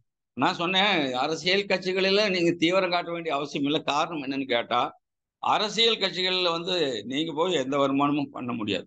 வருமானம் பண்ற ஆளா இருந்தா நீங்க அந்த கட்சியில் தீவிரம் காட்டலாம். உங்க வெறுப்புகள் வேற. நீங்க விரும்புற கட்சிக்கு ஓட்டு போட்டு போங்க, அது வேற. ஆனால் அதில் நீங்க தீவிரம் காட்டுறதுனால உங்களுக்கு ஒன்றும் வருமானம் வரப்போறது இல்லை. ஆனால் இந்த எண்ணெய் நீங்க இந்த ஒரு வருஷம் கூடி ஒரு 57 நீங்க வந்து 1 லட்சம் பீஸ் நீங்க வித்துட்டீங்கன்னு சொன்னா, வருடம் கூடி 1 லட்சம் பீஸ் விற்கிறதுக்கு நீங்க ஒரு பிளான் பண்ணீங்கன்னு சொன்னா, ரீட்டைல் பண்ணீங்கன்னு சொன்னா 57 லட்சம் ரூபா இந்த வருஷத்துல உங்களுக்கு கிடைக்கும்னு சொன்னீங்க. ஏன்னா ஒரு பீஸுக்கு 57 ரூபா, 1 லட்சம் பீஸுக்கு 57 லட்சம் ரூபா கிடைக்கும். அப்போ எண்ணெயை நீங்க ப்ரொமோட் பண்ணுங்க. அதுக்குண்டான நோட்டீஸ், அதுக்குண்டான டீட்டெயில்ஸ் எல்லாமே நான் தர்றேன். அது இல்லாம எண்ணெய் வந்து நீங்க என்ன செய்யலாம்? யூடியூப்ல நிறைய விளக்கங்கள் இருக்கு, தமிழ் விளக்கங்கள். அது மாதிரி எல்லாம் வந்து நிறைய சொல்லியாச்சு. ஆகையினால அந்த எண்ணெயை வந்து அவர் இப்ப எடுத்து நேற்று வந்து ஜாயினிங் போட்டாரு. ரேணுகா மேடம் லைன்ல தான் ஜாயின் போட்டிருக்காரு அவரு, மிஸ்டர் முனியப்பன்னு சொல்லிட்டு ஒருத்தர். அவர் வந்து முதல் ஒரு பாக்ஸ் எடுத்துட்டு போயிட்டார் சேல் பண்றது. களத்துக்கு போயிருக்காரு 12 பீஸ். அவர் வந்து விற்க நான் எண்ணெய் மட்டுமே சேல் பண்றேன் சார்னு போயிருக்காரு. அவர் என்ன டெக்னிக் கையாண்டிருக்காருன்னா, யூடியூப்ல இருந்து நம்ம எண்ணெயை பத்தி பேசுறாங்க இல்லையா, அதை எடுத்து எல்லாத்துக்கும் போட்டு விட்டு அவர் வந்து இந்த மாதிரி அந்த எண்ணெய் நீங்க கேட்டீங்க இல்லையா, அந்த நீங்க காதுல கேட்ட அந்த எண்ணெய் தான் வந்து எங்கிட்ட இருக்குது. நான் தான் ஏஜென்ட் எடுத்திருக்கிறேன். அது வந்து ஆக்சுவலா அதனுடைய விலை மதிப்பு எல்லாம் என்ன, உங்களுக்கு 220 ரூபாய்க்கு நான் தரேன் அப்படின்னு சொல்லி கொண்டு போய் சேல் கொடுத்துட்டு இருக்காரு. இப்ப நான் இது எதற்காக சொல்றேன்னு சொன்னா, இது மாதிரி ஆளுங்க, இந்த செல்லருங்க, ஜாயினருங்க, அதே மாதிரி வந்து ரீட்டைல் பண்ணக்கூடிய ஆளுங்க, கிளப்பர்ஸ், அதாவது டைமண்ட் கிளப் பண்ணக்கூடிய ஆளுங்க, கன்சிஸ்டன்சி, இதெல்லாம் கம்பெனி கொடுத்துருக்கிற சிஸ்டம். எதுக்கு? நம்ம பொருள்களை எடுத்து நம்ம வந்து ஜனங்களுக்கு கொண்டு போறதுக்கு கம்பெனி கொடுத்துருக்கிற சிஸ்டம். இந்த சப்ளை வந்து எச்சு பண்றதுக்காக வேண்டி. அப்ப எச்சு பண்ணியே ஆகணுமா அப்படின்னா, ஆமா சார், எச்சு பண்ணி தான் ஆகணும். காரணம் என்னன்னு கேட்டா, சப்ளைல தான் சார் வருமானமே அடங்கி கிடக்கு. இப்போ நான் என்கிட்ட பொருளை கூடாது நான் ஸ்டோர் பண்ணி வச்சுட்டேன்னு வச்சுங்களேன். ஆனா ஸ்டோர் பண்ணி வச்சுட்டா எனக்கு என்ன கிடைக்கும்? நான் வேணா பொருளை பார்த்து வந்து மகிழ்ச்சி அடையலாம். இருக்கிறையா இரு வரும்போதெல்லாம் பார்த்து இருக்கிறியா பொம்மின்னு மகிழ்ச்சி அடையலாம், அவ்வளவுதான். ஆனால் அந்த பொருள்களால எனக்கு என்ன கிடைக்காது? வருமானம் கிடைக்காது. அப்படியே ஸ்டோரேஜ் ஆகிட்டு இருக்கும். அப்புறம் நாளான எக்ஸ்பிரி ஆகி முடிஞ்சிடும். ஆனால் அதே பொருளை நான் என்ன செய்யணும்? மார்க்கெட் பண்ணணும். மார்க்கெட் பண்றதுன்னா என்ன அர்த்தம்? எனக்கு தெரிஞ்சவங்களுக்கு, இல்லைன்னா என் டவுன்லைன்ல இருக்கிறவங்களுக்கு, இல்லைன்னா என்னது, சப்ளை வந்து குறைவா இருக்கிற இடங்களில. இப்போ உதாரணத்துக்கு நான் சொல்றேன், ஒரு இடத்துல ஒரு பியூசி வச்சிருந்தாங்க. அவங்க அந்த பியூசி க்ளோஸ் பண்ணிட்டாங்க. ஏன் க்ளோஸ் பண்ணிட்டாங்கன்னா, அவருக்கு வேற கவர்மெண்ட் வேலை கிடைச்சு போயிட்டாரு, நடத்துறதுக்கு காலையில விட்டுட்டு போயிட்டாரு. அதை கொண்டு போய் பொருளை சரண்டர் கொடுத்து பணத்தை வாங்கிட்டு அவர் க்ளோஸ் பண்ணிட்டு போயிட்டார். இப்போ அந்த இடத்துல பியூசி இல்லை. இப்போ நான் அங்கே என்ன செய்யறேன்? அதுல இருந்து அந்த பர்ச்சேசர்ஸை பூரா எடுத்திருக்கிறேன் நான் கையில. அதுக்கு நமக்கு நல்ல முத்துன்னு ஒருத்தருக்காரு. அவரை வந்து கார்ல ஏற்றின போது பூரா பகுதியும் பாத்திர முடியும். பிளான் பண்ணியிருக்கேன். கண்டிப்பா அந்த அந்த பர்ச்சேசர்களை பிடிச்சா போது நம்ம சப்ளை கொடுக்கலாம். மாசம் 1 லட்சம் ரூபாய் 2 லட்சம் ரூபாய் சேல்ஸ் போன இடது அங்கே சப்ளை கொடுக்க முடியும். இது மாதிரி தேடி தேடி சப்ளை இன்க்ரீஸ் பண்றதுக்கு என்ன வழிமுறைகள், அதை பண்ணுனா நம்ம கண்டிப்பா என்ன செய்யலாம்? இந்த பொருள் போகும்போது இந்த பொருளோட எம்ஆர்பி பெனிஃபிட் இருக்கு. அப்புறம் என்ன இருக்குது? இந்த பொருளோட நமக்கு பியூசி கமிஷன் இருக்கு. அதோட என்ன இருக்குது? டிவி கமிஷன் இருக்கு. அதோட கன்சிஸ்டன்சியில நமக்கு 6 மாசத்துக்கு அப்புறம் என்ன கிடைக்குது? இப்போ நம்ம கன்சிஸ்டன்சி என்ன சொல்லி கொடுக்குறோம்? 1500 பிவி ஒன்று, 1500 பிவி ஒன்று, நான் கேட்கிறேன் 1500 பி பண்ணி அவங்க வீட்டுக்கு மட்டும் தானே வாங்குவாங்க. நல்லா யோசிங்க. வீட்டுக்கு மட்டும் வாங்குறது ஒரு 3000 ரூபாய் சரக்கு. சிறிதினும் பெருக கொஞ்சமா கூட கேளு, ஆனா அது பெருசா கேளுங்கிறது தான் அதுக்கு அர்த்தம். அப்போ சும்மா போய் ஒரு வீட்டுக்கு மட்டும் வாங்கிக்கோ, 6 மாசத்துக்கு வாங்கிக்கோன்னு நீங்க சொல்லி கொடுத்தீங்கன்னா அவங்க மைண்ட்ல என்ன இருக்கும்? வீட்டுக்கு மட்டும் வாங்கிக்கிட்டா போதுமான்னு. நீங்க சொல்லுங்க, நீங்க ஒரு 10 வீட்டுக்கு கொடுங்க, உங்களுக்கு என்ன கிடைக்கும்? 10 வீட்டுக்கு கொடுத்தா என்னாச்சு? ஒரு வீட்டுக்கு வாங்கினா 1500 பிவி, 10 வீட்டுக்கு கொடுத்தா 5000 பிவி. இப்ப என்ன கம்பெனி 15000 பிவி பண்ணா அந்த கன்சிஸ்டன்சி பிளான்ல 10,000 15000 பிவிங்கிறது இன்னொரு 10,000 பிவி நீங்க சொல்லி கொடுங்க. 10 வீடு 15 வீட்டுக்கு கொடுங்க, 25,000 பிவி பண்ணுங்க, 50,000 ரூபாய் சேல் பண்ணுங்க. 6வது மாசம் முடிவில் உங்களுக்கு 25,000 ரூபாய்க்கான பொருள் கிடைக்கும். பெருசா சொல்லுங்களேன், ஏன் சொல்லக்கூடாது? நீங்க ஒரு 20,000 ரூபாய் சேல் பண்ணுங்க, 10,000 பிவி கிடைக்கும். 6 மாசத்துல உங்களுக்கு என்ன கிடைக்கும்? உங்களுக்கு 10,000 ரூபாய்க்கான ஃப்ரீ ப்ராடக்ட் கிடைக்கும். கம்பெனி தரமாட்டீங்கதா? தருதே. அதோட விட்டுச்சா கம்பெனி? பணம் வேற கொடுக்குறாங்களே, பணம் வேற கொடுக்குறாங்க, கேஷ் அவார்டு வேற கொடுக்குறாங்க, 8,000 ரூபாய் பணம் வேற கொடுக்குறாங்க. அதோட போச்சா கம்பெனி? டபுள் தமால் வேற கொண்டாந்து நியூட்ரி சார்ஜையும் சேர்ந்து பண்ணா, கீ சோலும் சேர்ந்து பண்ணா, டபுள் தமால். நேற்றுக்கு ஜெகதீஷ் சார் அருமையா சொன்னார், டபுள் தமால் ஆஃபர் எல்லாம். இந்த ஆஃபர்கள் எல்லாம் எதுக்காக சொல்றாங்க கம்பெனி? இது ஒரு பொருள்களை சப்ளையை எச்சு பண்றதுக்கு தான் இத்தனை கம்பெனி கொடுத்துட்டு இருக்குது. கம்பெனி மீட்டிங் நடத்தி கொடுக்குறாங்க, கம்பெனி வந்து டிப்போ போட்டு கொடுக்குறாங்க, கம்பெனி வந்து பொருளை வந்து எக்கச்சக்கமா இன்ட்ரோடியூஸ் முன்னையெல்லாம் வருஷத்துக்கு 2, இப்பெல்லாம் பாத்தீங்கன்னு சொன்னா ஒரு மாசத்துக்கு 2 பொருள் லான்ச் ஆயிட்டு இருக்குது. இப்போ வந்திருக்குது என்னது, என்ன பொருள் அது? இப்போ சமீபத்தில் வந்தது ரசகுல்லா. ரசகுல்லா அதுக்கு சிக்க மாட்டேங்குது, எந்த டிப்போவில் கிடைக்கவே மாட்டேங்குது. இது மாதிரி பொருள்களை கம்பெனி அடுத்தடுத்து இன்ட்ரோடியூஸ் பண்ணிக்கிட்டே இருக்கிறாங்க. இப்போ நீங்க யோசிங்க, இந்த சப்ளை எச்சு பண்றது எதுக்காகன்னு கேட்டா, ஒன்னா கன்சியூமரை எச்சு பண்ணணும், கன்சிஸ்டன்சியை எச்சு பண்ணணும், டைமண்ட் கிளப்பர்களை புதுசு புதுசா கொண்டுட்டு வரணும். அதே மாதிரி நம்ம என்ன செய்யலாம்? பெரிய லெவல்ல பிளான் பண்ணி கொடுக்கலாம். அதே மாதிரி எதுக்காக வேண்டி சின்ன சின்ன டார்கெட்டை நம்ம கொடுக்குறோம் டவுன்லைன் உள்ளவங்களுக்கு, அந்த டார்கெட்டுக்காக அவங்க ஜாயினிங் எடுப்பாங்க. அந்த டார்கெட்டுக்காக வைட்டல் பின்னுக்காக வேண்டி ஜாயினிங் எடுப்பாங்க. அந்த டார்கெட்டுக்காக அவங்க என்ன செய்வாங்க? வந்து சேல்ஸ் பண்ணுவாங்க, செல்ஃப்லயே பண்றாங்க, சேல்ஸ் பண்ணுவாங்க, அந்த டார்கெட்டுக்காக ரீட்டைல் பண்ணுவாங்க. இதெல்லாம் தான் வந்து கம்பெனி கொடுத்துருக்கிற சிஸ்டம் தான். இது சப்ளையே அச்சீவ் பண்ணாம ஒரு வருமானத்தை நாம எதிர்பார்த்துட்டு உட்கார்ந்துட்டு இருந்தா, இன்னும் சொல்ல போனா நெட்வொர்க் தெரிஞ்ச லீடர்களுக்கு எல்லாம் என்னன்னா, நம்ம ஜாயினிங் அச்சீவ் பண்ணிடலாம். ஜாயினிங் அச்சீவ் பண்ணா கண்டிப்பா நெட்வொர்க் பில்ட் ஆகும், பெரிய டீம் பில்ட் ஆகும், நோ டவுட். அந்த டீம் ரன் ஆகுமா? அந்த டீம் உயிரோட்டமா இருக்குமா? செடி வச்சுட்டா போதுமா? தண்ணி ஊற்ற வேண்டாமா? அதை சுத்தி ஆடு மாடு திங்காம பராமரிக்க வேண்டாமா? டீமை காப்பாற்ற வேண்டாமா? சிஸ்டம் வேண்டாமா? டெய்லி 6:30 மணிக்கு வேடராஜன் சார் டெய்லி வந்து இது போட்டுட்டு இருக்கிறாரு, எது மெசேஜ், 6:30 மணிக்கு கூட்டம், 6:30 மணிக்கு கூட்டம், எல்லாரும் வந்துருங்க, ஆளுகளை கூட்டிட்டு வாங்கன்னு டெய்லி தான் போட்டுக்கிட்டு இருக்கிறாரு. ஆனால் 6:30 மணிக்கு அங்க போய் பார்த்தா 15 பேர் 20 பேர் உட்காந்துருக்கிறோம். சில டைம்ல 6 பேர் 7 பேர் உட்காந்துருக்கிறாங்க. எதுக்காக நான் இதை சொல்றேன்? ஒரு பொருளை பற்றி விளக்கம் தெரிஞ்சுக்கிட்டா நம்மளால சும்மா இருக்க முடியாது. ஒரு டீம் வந்துருச்சு, அந்த டீமை வந்து உயிரோட்டம் பண்றதுக்காக வேண்டி அவங்க உழைப்ப தர்றாங்க. என்ன உழைப்பு? இந்த பொருள் நல்லா இருக்கு, இந்த இதுதான் சிஸ்டம், இப்படி பண்ணா இவ்வளவு வரும், இதுதான் கம்பெனி சிஸ்டம், இதுதான் வந்து என்னது பொருள் வந்து கொண்டுட்டு போய் ஜனங்களை சேர்க்கறதுக்கான வழிமுறைகள்னு சொல்லி தர்றாங்க. ஆனா அது வந்து கத்துக்கிறதுக்கு யாருக்கும் விருப்பம் இல்லை. ஆனால் வந்து நான் ஜாயின் பண்ணிட்டேன், எனக்கு வந்து நிறைய வந்து பணம் வர வேணும், அப்படியால் அது நான் ஜாயின் பண்ணிட்டேன், என் வீட்டுக்கு மட்டும் வாங்கிட்டு இருக்கிறேன், நிறைய பணம் வர வேணும். சரி, இது மந்திர மாயம் இல்லை, மந்திரம் மாயம் இல்லை, மாயாஜால வேலை இல்லை. ஆனா வாழ்க்கைக்கு ரொம்ப ரொம்ப அவசியம். வாழ்க்கைக்கு ரொம்ப ரொம்ப அவசியமான ஒரு அற்புதமான ஒரு பிசினஸ், பேசிவ் இன்கம். ராஜா மாதிரி ஒரு வாழ்க்கை வாழ்வதற்கு ஆர்சியம் தேவை. ராஜ வாழ்க்கை வாழ்வதற்கு ஆர்சியம் தேவை. 61 வயசு, எனக்கு 61 வயசை நான் நெருங்கி வந்து 61ல வெற்றி நட போட்டுக்கிட்டு இருக்கிறேன். பட் 61 வயசுல 30 வருஷ சுகர் பேஷண்ட் ஹெல்த்தியா இருக்க முடியுமா? ஆரோக்கியமா இருக்க முடியுமா? ஆர்சியம் இல்லைன்னா முடியாது சார், மண்ணுக்குள்ள இருக்கணும் சார். நான் என்னை வச்ச இடத்துல நேரம் ஏதாச்சும் ஒரு நெல்லிக்காய் மரம் முளைச்சிருக்கு, கண்டிப்பா என்னை வச்சா அந்த இடத்துல மரம் தான் முளைக்கும், அதுவும் கூட பழம் தான் கொடுக்கும், அதுல ஒன்றும் மாற்று கருத்தே இல்லை. ஆனால் என்னை வச்ச இடத்துல ஏதாச்சும் ஒரு மரம் முளைச்சிருக்கு சார். ஏன்னு கேட்டா, சுகர் என்னை வந்து மென்னுக்கிட்டு இருந்த காலகட்டத்தில் ஆர்சியம் எனக்கு கிடைச்சது. ஆனால் இன்னைக்கு சுகரை நான் மென்னுக்கிட்டு இருக்கிறேன். சுகர் இருக்கட்டும், அதை நான் வந்து சுகர் நமக்கு ஒரு சேலஞ்சு தான், பட் அதை கண்ட்ரோலுக்குள்ள வச்சுக்கணும். சுகர் வந்து ஒரே நாள்ல நல்லாகிற நோவல்ல இல்லை, அது கட்ட போவரை கட்டதான். ஆனால் அது வந்து என்னது, உணவு பழக்க வழக்கங்களின் மூலமாக, ஆர்சிஎம் ஆயிலை வந்து யூஸ் பண்ணுவதன் மூலமாக, ஆர்சிஎம் நியூட்ரிசார்ஜ் சாப்பிடுவதன் மூலமாக இதுல இருந்து நம்ம விடுதலை பெற முடியும்.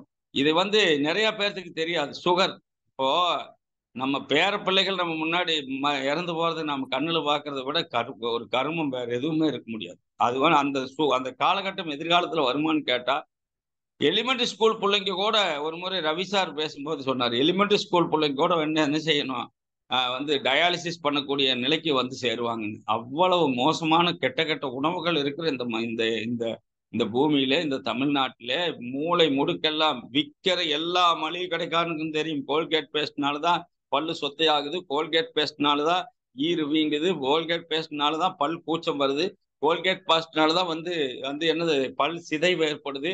எல்லாத்துக்கும் தெரியும், விற்கிற அத்தனை மளிகை கடைக்காரர்களுக்கு தெரியும். ஆனால் அவங்க மனசாட்சி அடமானம் வச்சுட்டு வருமானத்துக்காக வித்துக்கிட்டு இருக்கிறாங்க. இப்பேற்பட்ட ஒரு உலகத்துல நம்ம பொருளை கொண்டு போய் சேர்க்க முடியாதா?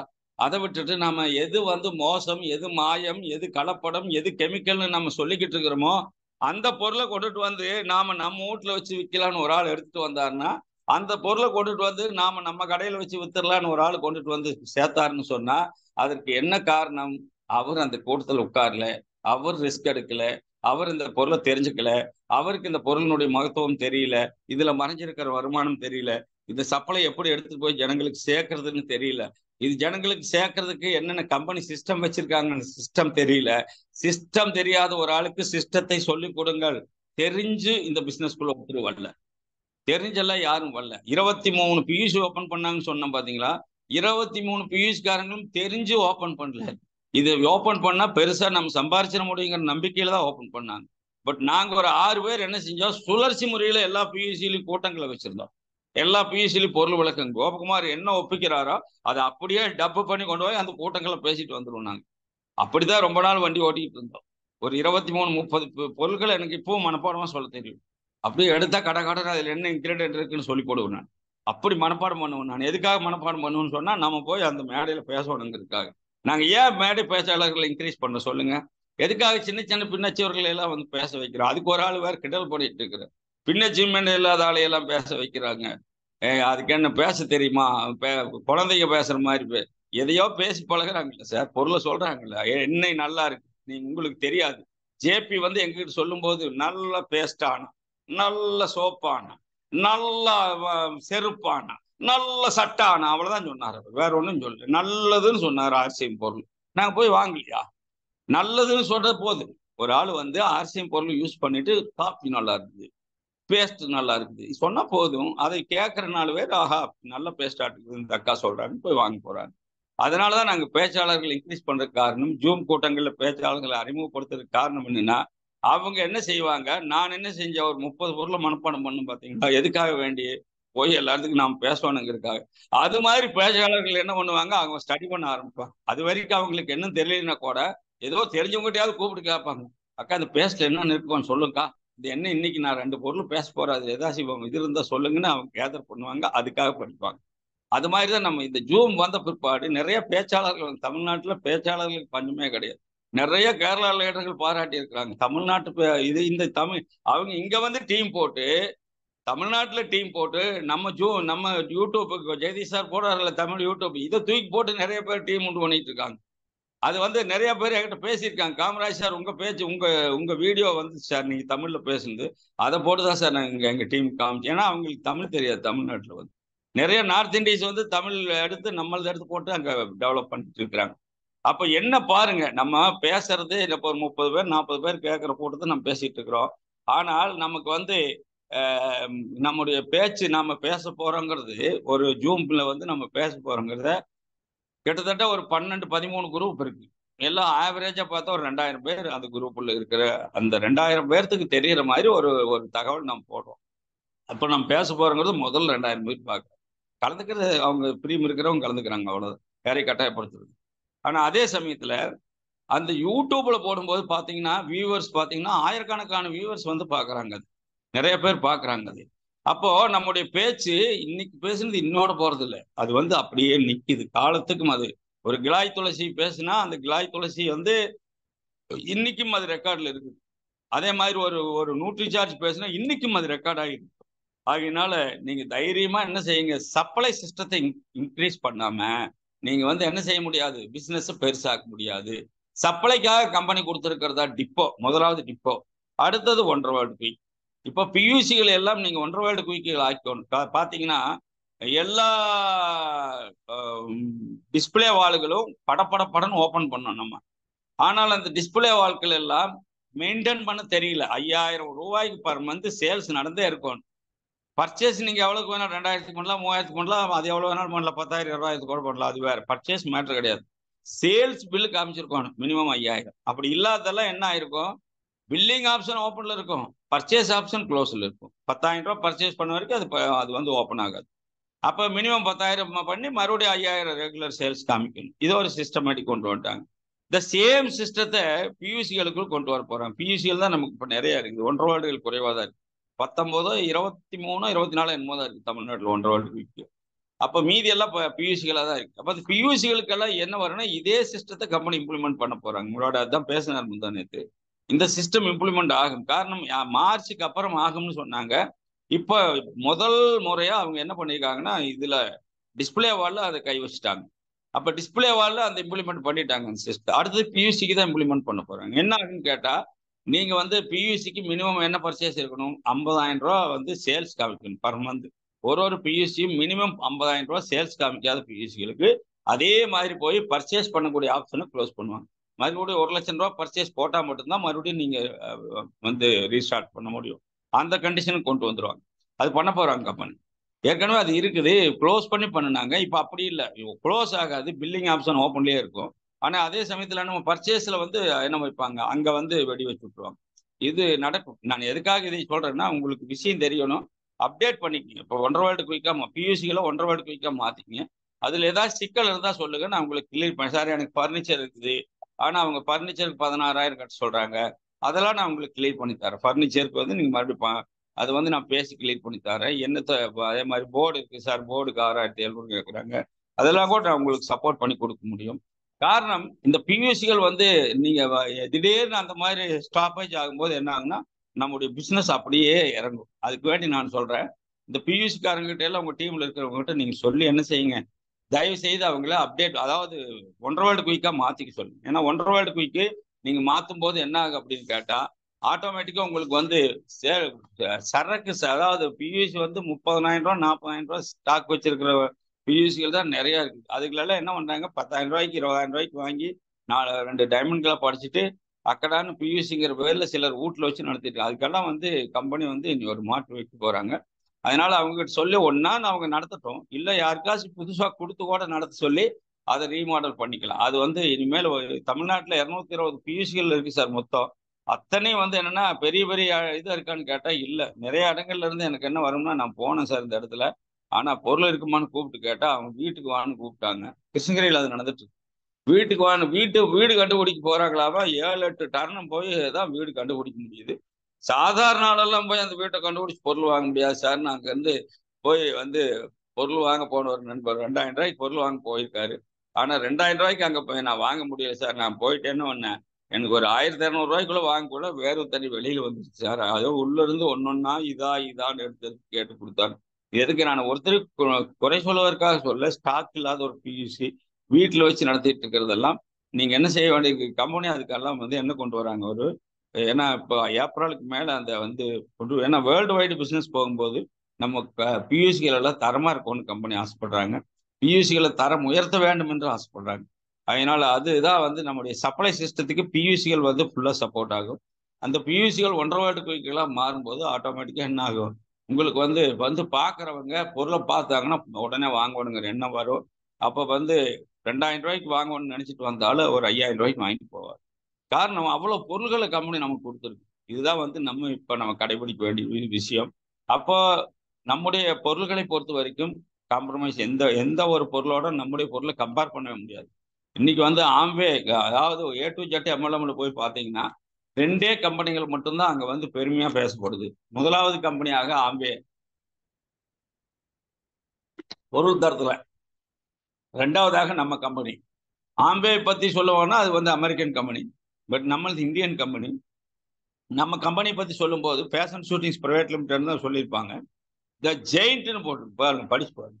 த ஜெயிண்ட் அரக்கத்தனமான கம்பெனி. 540 ஏக்கர் சுற்றளவுல ஒரு கம்பெனி இருக்குதுன்னு சொன்னா, அதை போய் பார்க்காம நாம் இருக்கிறோம்னு சொன்னா, இந்த ஜென்மம் எடுத்து என்னடி பலன் என்று சொல்லடி வந்து செல்லாத்தான்னு பாட வேண்டியது. இந்த ஜென்மம் எடுத்து என்ன பலன்? நான் 4 வாட்டி போய் பார்த்துட்டு வந்திருக்கிறேன். எது கம்பெனி பார்த்துருக்கிறேன். நான் வந்து எதுக்காக இதை சொல்றேன்னு சொன்னா, இந்த ஜென்மம் எடுத்துட்டோம். ஆனா நம்ம தொழிலாலயம், நம்ம பொன்குணம் அடிக்கடி தொழில் ஆலயம், நம்ம வந்து செய்யக்கூடிய தொழிலுக்கு அது ஆலயம். அதுதான் வந்து என்னது, முஸ்லிம்கள் வந்து மெக்காவுக்கு போறாங்க, காசி ராமேஸ்வரம் போறாங்க இந்துக்கள், ஜெருசலேம் போறாங்க கிறிஸ்தவர்கள். இதெல்லாம் புண்ணிய ஸ்தலங்களாக மதிக்கப்படுகிறது. இந்து, முஸ்லிம், கிறிஸ்டியன் அத்தனை பேரும் வந்து போய் பார்க்க வேண்டிய ஒரு இடம் இருந்தால், ஒட்டுமொத்த மதம் ஆச்சரியங்களுக்கு அப்பாற்பட்ட ஒரு புண்ணிய ஸ்தலம் இருந்தால், ஒரு தொழிலாலயம்னு ஒன்று இருந்தால், அது நம்முடைய பில்வாரா, நம்முடைய ஆர்சிஎம் கம்பெனியுடைய ஹெட் குவார்டர். ஆர்சிஎம் வேர்ல்டுன்னு அதுக்கு பேரு. இப்ப வைக்கல அது பேரு, ஆரம்பிக்கும் போது அது ஆர்சிஎம் வேர்ல்டுன்னு தான் ஆரம்பிச்சாங்க. அப்ப அந்த ஆர்சிஎம் வேர்ல்டுன்னா அது வேர்ல்டே தான், அது ஆர்சிஎம் உலகம் தான். நீங்க போய் பாருங்க, பார்த்தவங்களுக்கு அது தெரியும், அந்த பிரம்மாண்டம் தெரியும். அதனால இன்னைக்கு இருந்து நாளைக்கு போற கம்பெனிக்குள்ள நம்ம போய் ஆள் சேர்க்கறது இல்லை. இன்னைக்கு இருந்து நாளைக்கு போற பொருள்களை நம்ம கொண்டு போய் ஜனங்களுக்கு கொடுக்க வந்து பண்றது இல்லை. ஜனங்கிட்ட இருக்கிற ஒரே கேள்வி, சப்ளை சிஸ்டத்துல நம்ம முறிவு ஏற்படுத்தி விட்டா அவங்க கிட்ட இருக்கிற ஒரே கேள்வி, நேற்று வரைக்கும் நான் ஆர்சிஎம் பேஸ்ட்ல விளக்கிட்டு இருந்தேன், நாளைக்கு எனக்கு ஆர்சிஎம் பேஸ்ட் வேணும், தீர்ந்து போச்சு, நான் போய் வாங்க போனா அந்த கடையை ஓப்பன் இல்லை, நான் யாருக்கிட்ட வாங்க? இந்த மாதிரி கேள்விகளை அவங்க எழுப்பும்போது நாம என்னது, நமக்கு கம்பெனி கொடுத்துருக்கிறத எதையும் நம்ம ஃபாலோ பண்ணல. பர்ச்சேசிங் ஒரு குரூப் எடுத்து உங்களுக்கு 10 பேர்த்துக்கு பிரிச்சு கொடுங்க. இதை பாருங்க, இவங்களை ஃபாலோ பண்ணுங்க, இவங்க பாருங்க இத்தனை மாசம் 6 மாசம் பர்ச்சேஸ் எல்லாம் அதுல வருது, எவ்வளவு பண்ணிக்கிறாங்க, ரெகுலர் பர்ச்சேஸ் யாரு, இர்ரெகுலர் யாரு, டிஸ்பிளே வால் ரிப்போர்ட் இருக்குது, எந்தெந்த டிஸ்பிளே வால்ல பர்ச்சேஸ் இருக்குது, எந்தெந்த டிஸ்பிளே வால்ல பர்ச்சேஸ் இல்லை, யார் யார் வந்து வந்து டைமண்ட் கிளப்பர் லிஸ்ட் நம்மகிட்ட இருக்குது. எல்லாத்தையும் நம்ம என்ன செய்யலாம், ஒரு 10 லீடர்களுக்கு, உங்ககிட்ட 10 பியூசி இருந்ததுன்னா 10 லீடர்களுக்கு ஒரு பியூசி நீ கேர் பண்ணிக்கோ, ஒரு 5 லட்சம் ரூபாய் சேல்ஸ் கொண்டு வந்து சேர்த்து, அதுக்கு என்னென்ன சிஸ்டம் வேணும் அதை நீங்க பிரிச்சு கொடுத்து பண்ணி பாருங்க. கண்டிப்பா என்ன ஆகும், அது சேல்ஸ் வரும். இன்னொரு விஷயம், நம்ம ஆர்சிஎம் பொறுத்த வரைக்கும் ஒரு டிஸ்பிளே வால் ஓப்பன் பண்ணாலும் சரி, ஒரு 1.5 வேர்ல்டு குயிக் ஓப்பன் பண்ணாலும் சரி, அல்லது வந்து ஒரு ஒரு ஒரு நிறுவனத்தை வந்து ஸ்டார்ட் பண்ண நம்ம வந்து இன்ஃப்ராஸ்ட்ரக்சரு அது மாதிரி நிறைய முதல் போட்டு ஸ்டார்ட் பண்றோம். ஒரே நாள்ல அது வந்து வளர்ந்துடும். அதுக்கு சிஸ்டமேட்டிக்கா வளருது கொஞ்சம். ஏன்னா நட்ட உடனே மரமாய் கனி கொடுக்குற மரங்கள் இந்த நாட்டில் இல்லை. அதனால அதுக்கு டைம் எடுக்கும். அதுக்கு வந்து growth பிரீத்திங் டைம் இருக்கு. பிசினஸ்ல பிக்கப் பண்றதுக்கு பிரீத்திங் டைம் இருக்கு. இந்த பிரீத்திங் டைம்ல தப்பு பண்ற ஆளுங்க ஆர்சிஎம் விட்டு வெளியில போறோம். பிரீத்திங் டைம்ல தப்பே பண்ணக்கூடாது. பிரீத்திங் பாத்தீங்கன்னா அதுக்கு ஒரே உதாரணத்துக்கு நான் சொல்ல முடியும். நம்முடைய பிரிகுர்த்தி பாபு சாரும் பிரபாவதி மேடம் 3 மாசம் சேல்ஸே இல்லாத போதும் அவங்க ஆர்சிஎம் விடலையே, வலுவா நின்று இன்னைக்கு 9 லட்சம் 10 லட்சம் சேல்ஸ் காமிக்கிறாங்க. அதுதான் அந்த பிரீத்திங் டைம்ல நம்ம வாப்லிங் ஆயிடக்கூடாது. ஆர்சிஎம் பிசினஸ்னுடைய பிரீத்திங் டைம்ல தான் நான் என்ட்ரி போட்டேன். அதான் ரஞ்சித் சார் ஆரம்பிக்கும் போது சொன்னார். அந்த டைம்ல எல்லாம் என்ன நம்பிக்கையில இவங்க எல்லாம் காத்துக்கிட்டு இருந்தாங்கன்னு தெரியலன்னு அவர் சொன்னார். அந்த பிரீத்திங் டைம், அந்த டைம்ல நாம பிடிச்சிட்டோம். பிறந்த உடனே குழந்தை பேசாது சார், பிறந்த உடனே குழந்தை நடக்காது சார், பிறந்த உடனே குழந்தை வந்து கல்யாணம் கேட்காது சார். பிறந்து வளர்ந்து அது வந்து என்னது, பால் குடிச்சு அதுக்கப்புறம் பழம் சாப்பிட்டு, கிழங்கு சாப்பிட்டு, முட்டை சாப்பிட்டு, அப்புறமேலுக்கு பிரியாணி சாப்பிட வருமே இல்லாம, பிறந்த உடனே ஒரு குழந்தை வந்து என்ன கேட்காது, எனக்கு வந்து பிரியாணி கொடுங்கன்னு கேட்டுறாது. ஏன்னு கேட்டா, நான் எதுக்காக இதை சொல்றேன்னா, அதே மாதிரிதான் எல்லாமே. ஆரம்பிச்ச உடனே ஒரு பிசினஸ்ல நாம் பெருசாயிட முடியாது. ஆர்சிஎம் பிசினஸ்ல ஒரு 6 மாசம் மட்டும் பண்ணுங்க. நான் கடைசியா இந்த விஷயத்தை மட்டும் சொல்லி, சப்ளை சிஸ்டத்தை நீங்க இன்க்ரீஸ் பண்ணாம, சப்ளை சிஸ்டத்தை வந்து நீங்க பெரிய லெவல்ல எடுத்துட்டு போய் சேர்க்காம நீங்க என்ன செஞ்சிட முடியாது, ஆர்சிஎம் பிசினஸ்ல பெரிய வெற்றியை நம்ம ஈட்ட முடியாது. மிஷன் செப்டம்பர் மிஷனுக்கு நீங்க உங்களை தயார்படுத்துங்க. செப்டம்பர்ல நீங்க என்ன சார் பண்ணணும், உங்க பின்ன மாத்துறதுக்கு நீங்க இப்ப இருந்து பிளான் பண்ணுங்க. இப்ப வந்து இது போயிடுச்சு, எது ஜூலை வந்து இன்னொரு 10 நாள் இருக்கு, முடிஞ்சது. இன்னொரு 7 நாள் இருக்கு. இதை கூட விட்டுருங்க. ஜூலை பிரீத்திங் எடுத்துக்கங்க. ஆகஸ்ட் பேஸ் எடுங்க. செப்டம்பர் வந்து என்னது ஃபைனல் பண்ணுங்க. ஆகஸ்ட் செப்டம்பர் 2 மாசம் அது எப்படி பண்ணணும்னு நீங்க உங்க ஆக்டிவ் அப்ளைனோட திட்டமிடுங்க. உங்க ஆக்டிவ் அப்ளைனோட உட்கார்ந்து திட்டமிட்டு பாருங்க. கண்டிப்பா உங்களால என்ன செய்ய முடியும். மிஷன் செப்டம்பர்ல உங்களுடைய ஒரு கனவு நனவா. உங்க கனவு கலையாமல் இருக்கணும்னா செப்டம்பர் வந்து நீங்க கணக்கில் எடுங்க. என்ன காரணம்னா, அந்த செப்டம்பர்ல ஆகிற அச்சீவ்மெண்ட்டுக்கு கிட்டத்தட்ட 3 இடங்கள்ல உங்களுக்கு ரெகக்னைஸ் கிடைக்கும். அதுல பெஸ்ட் ரெகக்னேஷன் டெல்லி அனிவர்சரி நவம்பர்ல கிடைக்கிறது தான். அதுக்கு நீங்க உங்களை நீங்க பின் அச்சீவ்மெண்ட்டுக்கு நீங்க கொண்டுட்டு வந்து பாருங்க. கண்டிப்பா உங்களால செப்டம்பர்ல பின் அடிக்க முடியும். அதாவது முடியாதுங்கிறது நம்ம எது முயற்சி பண்ணலையோ அதுதான் முடியாது. ஆர்சிஎம் பிசினஸ் பொறுத்த வரைக்கும் சார், நான் ஒரே மாசத்துல அச்சீவ் பண்ணிடுவேன். ஆனா இல்ல, இது வந்து ஒரு லாங் டர்ம் ப்ராசஸ். ஷார்ட் டைம்லயும் பண்ணலாம். சேல்ஸ் பண்ணக்கூடியவங்க அப்பப்ப உடனே வருமானத்துக்கு கண்ணில் பார்க்க முடியும். சார் சேல்ஸ் எல்லாம் பண்ணலைங்க சார், ஆனா எனக்கு என்ன வேணும், சேல்ஸ் பண்ணல, ஆனா நான் என்ன செய்யறேன், ஆர்சிஎம்ல சீக்கிரமா ஜெயிக்கணும், அல்லாவிட்டால் ஆர்சிஎம்ல ஒரு டீம் போட்டு டீமை கட்டி நான் பெரிய ஆள் ஆகணும் அப்படிங்கிற எண்ணம் உங்களுக்கு இருந்துச்சுன்னா, சேல்ஸ் இல்லாம நீங்க பெரிய ஆள் ஆகணும்னு நீங்க விரும்புனா, ஒரு 6 மாசம் மட்டும், ஒரு லாங் ப்ராசஸ் அது. அந்த 6 மாசம் மட்டும் நீங்க என்ன செய்ய வேண்டியது இருக்கும், பொறுமையா இருக்க வேண்டியது. Long process. அந்த 6 மாசம் மட்டும் நீங்க பொறுமையா இருந்தா போதுமானது. கம்பல்சரி ஆர்சிஎம் என்ன செய்யும், உங்களுக்கு வேணுங்கிற ஒரு மிகச்சிறந்த ஒரு வாய்ப்பை வந்து ஆர்சிஎம் உங்களுக்கு கொடுக்கும். ஆர்சிஎம் பொறுத்த வரைக்கும் இன்னைக்கு இருந்து நாளைக்கு போற கம்பெனி அல்ல. அதாவது ஆரம்பிக்கும் போது நமக்கு வந்து ஒர்க் ரொம்ப ஹெவி ஒர்க்கா இருக்கும். ஹெவி ஒர்க் ஆரம்பிக்கும் போது ஒர்க் எப்படி இருக்கும், ரொம்ப ஹெவியா இருக்கும். ஆனால் ஆரம்பிச்சு வந்து கொஞ்சம் கொஞ்சமா பாத்தீங்கன்னா ஒர்க்கினுடைய இது வேரியேஷன் வந்து குறையும். முதல்ல ஆரம்பிக்கும் போது ஒர்க் ஜாஸ்தியா இருக்கும், அதுக்கப்புறம் ஒர்க்கினுடைய வேரியேஷன் குறையும். அதுக்கப்புறம் என்ன ஆகுன்னு கேட்டா, அதுக்கப்புறம் வந்து 6 மாசம் அந்த மாதிரி உங்களுக்கு ஒரு சிரமங்கள் இருந்துகிட்டே தான் இருக்கும். 6வது மாசம் முடிவில் பார்த்தீங்கன்னு சொன்னா நீங்க வந்து உங்களுக்கு ஒரு நல்ல டீம் செட் ஆயிடும். அதுக்கப்புறம் பார்த்தீங்கன்னு சொன்னா உங்களுக்கு கீழ் நிறைய டைமண்ட் கிளப்பர் வந்திருப்பாங்க, உங்களுக்கு கீழ் நிறைய ஒயிட்டர் லெவல் வந்திருப்பாங்க. அதுக்கப்புறம் உங்களுக்கு கீழே பார்த்தீங்கன்னு சொன்னா ஓரளவுக்கு வந்து கன்சிஸ்டன்சிகள் வந்திருப்பாங்க. உங்களுக்கு கீழே கொஞ்சம் பியூசிகள் டிஸ்பிளே வால்கள் எல்லாம் ஓப்பன் ஆகிருக்கும். அப்புறம் வேர்பிடிக்க ஆரம்பிக்கும் பிசினஸ். உங்களுக்கு வந்து பின் அச்சீவ்மெண்ட் அப்படியே பெருசா ஸ்டார் அந்த மாதிரி எல்லாம் நீங்க 6 மாசத்துல ஸ்டார் எல்லாம் சர்வசாதாரணமா வரலாம். ஸ்டாருங்கிறது ஒரு 25,000 ரூபாய் வருமானம் அடையக்கூடிய ஒரு சூழல் ஆர்சிஎம்ல. இது வந்து ஸ்லோ அண்ட் ஸ்டெடியா பண்றவங்களுக்கே கிடைச்சிடும். சிஸ்டத்தை ஃபாலோ பண்ணி சப்ளை வச்சு பண்ணக்கூடியவங்களுக்கு. உங்களுக்கு ஆக்டிவ் அப்ளைன்னு ஒருத்தர் இருந்தா அவரோட திட்டமிட்டு பாருங்க. காரணம், ஒரு வெற்றியாளன் இன்னொரு வெற்றியாளனை கண்டிப்பாக உருவாக்க முடியும். வெற்றி பெறுவதற்கு என்ன தேவை அப்படின்னு கேட்டா விடாமுயற்சி தான் தேவை. நீங்க ஜெயிக்கிற வரைக்கும் வீண் முயற்சின்னு தான் சொல்லுவாங்க எல்லாரும். நீங்க வந்து ஒரு முயற்சி எடுக்கிறீங்கன்னு வைங்களேன், நீங்க ஜெயிக்க போக வரைக்கும் வீண் முயற்சிங்க. இதெல்லாம் கஷ்டங்க. இதெல்லாம் தூக்கிட்டு அலைய முடியாதுங்க. கட்டில போட்டு வித்து எப்பங்க ஆகிறது, இதெல்லாம் எப்பங்க முடியறது, இதெல்லாம் நடக்காதுங்க, இதெல்லாம் ஆகாதுங்க.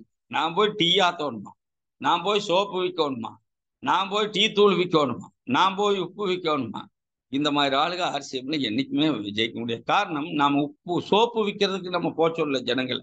சோப்பு விற்க போறவங்க என்ன ஆக முடியாது, ஆர்சிஎம் பிசினஸ்ல இது சோப்பு தான் விற்கிறோம்னு நினைக்கிற ஆளுக்கு ஜெயிக்க முடியாது. சோப்பு இல்ல சார், ஹோப்பு. ஹோப்புன்னு சொன்னா என்ன அர்த்தம், நம்பிக்கை. நம்ம விற்கிறது சோப்பு இல்ல, ஹோப். ஜனங்களுக்கு வந்து இந்த பொருள் வந்து வெளி மார்க்கெட்ல கிடைக்கிறத விட ஒரு நல்ல பொருளுங்கிற ஹோப்பை தான் நம்ம தூக்கிட்டு போறோம்.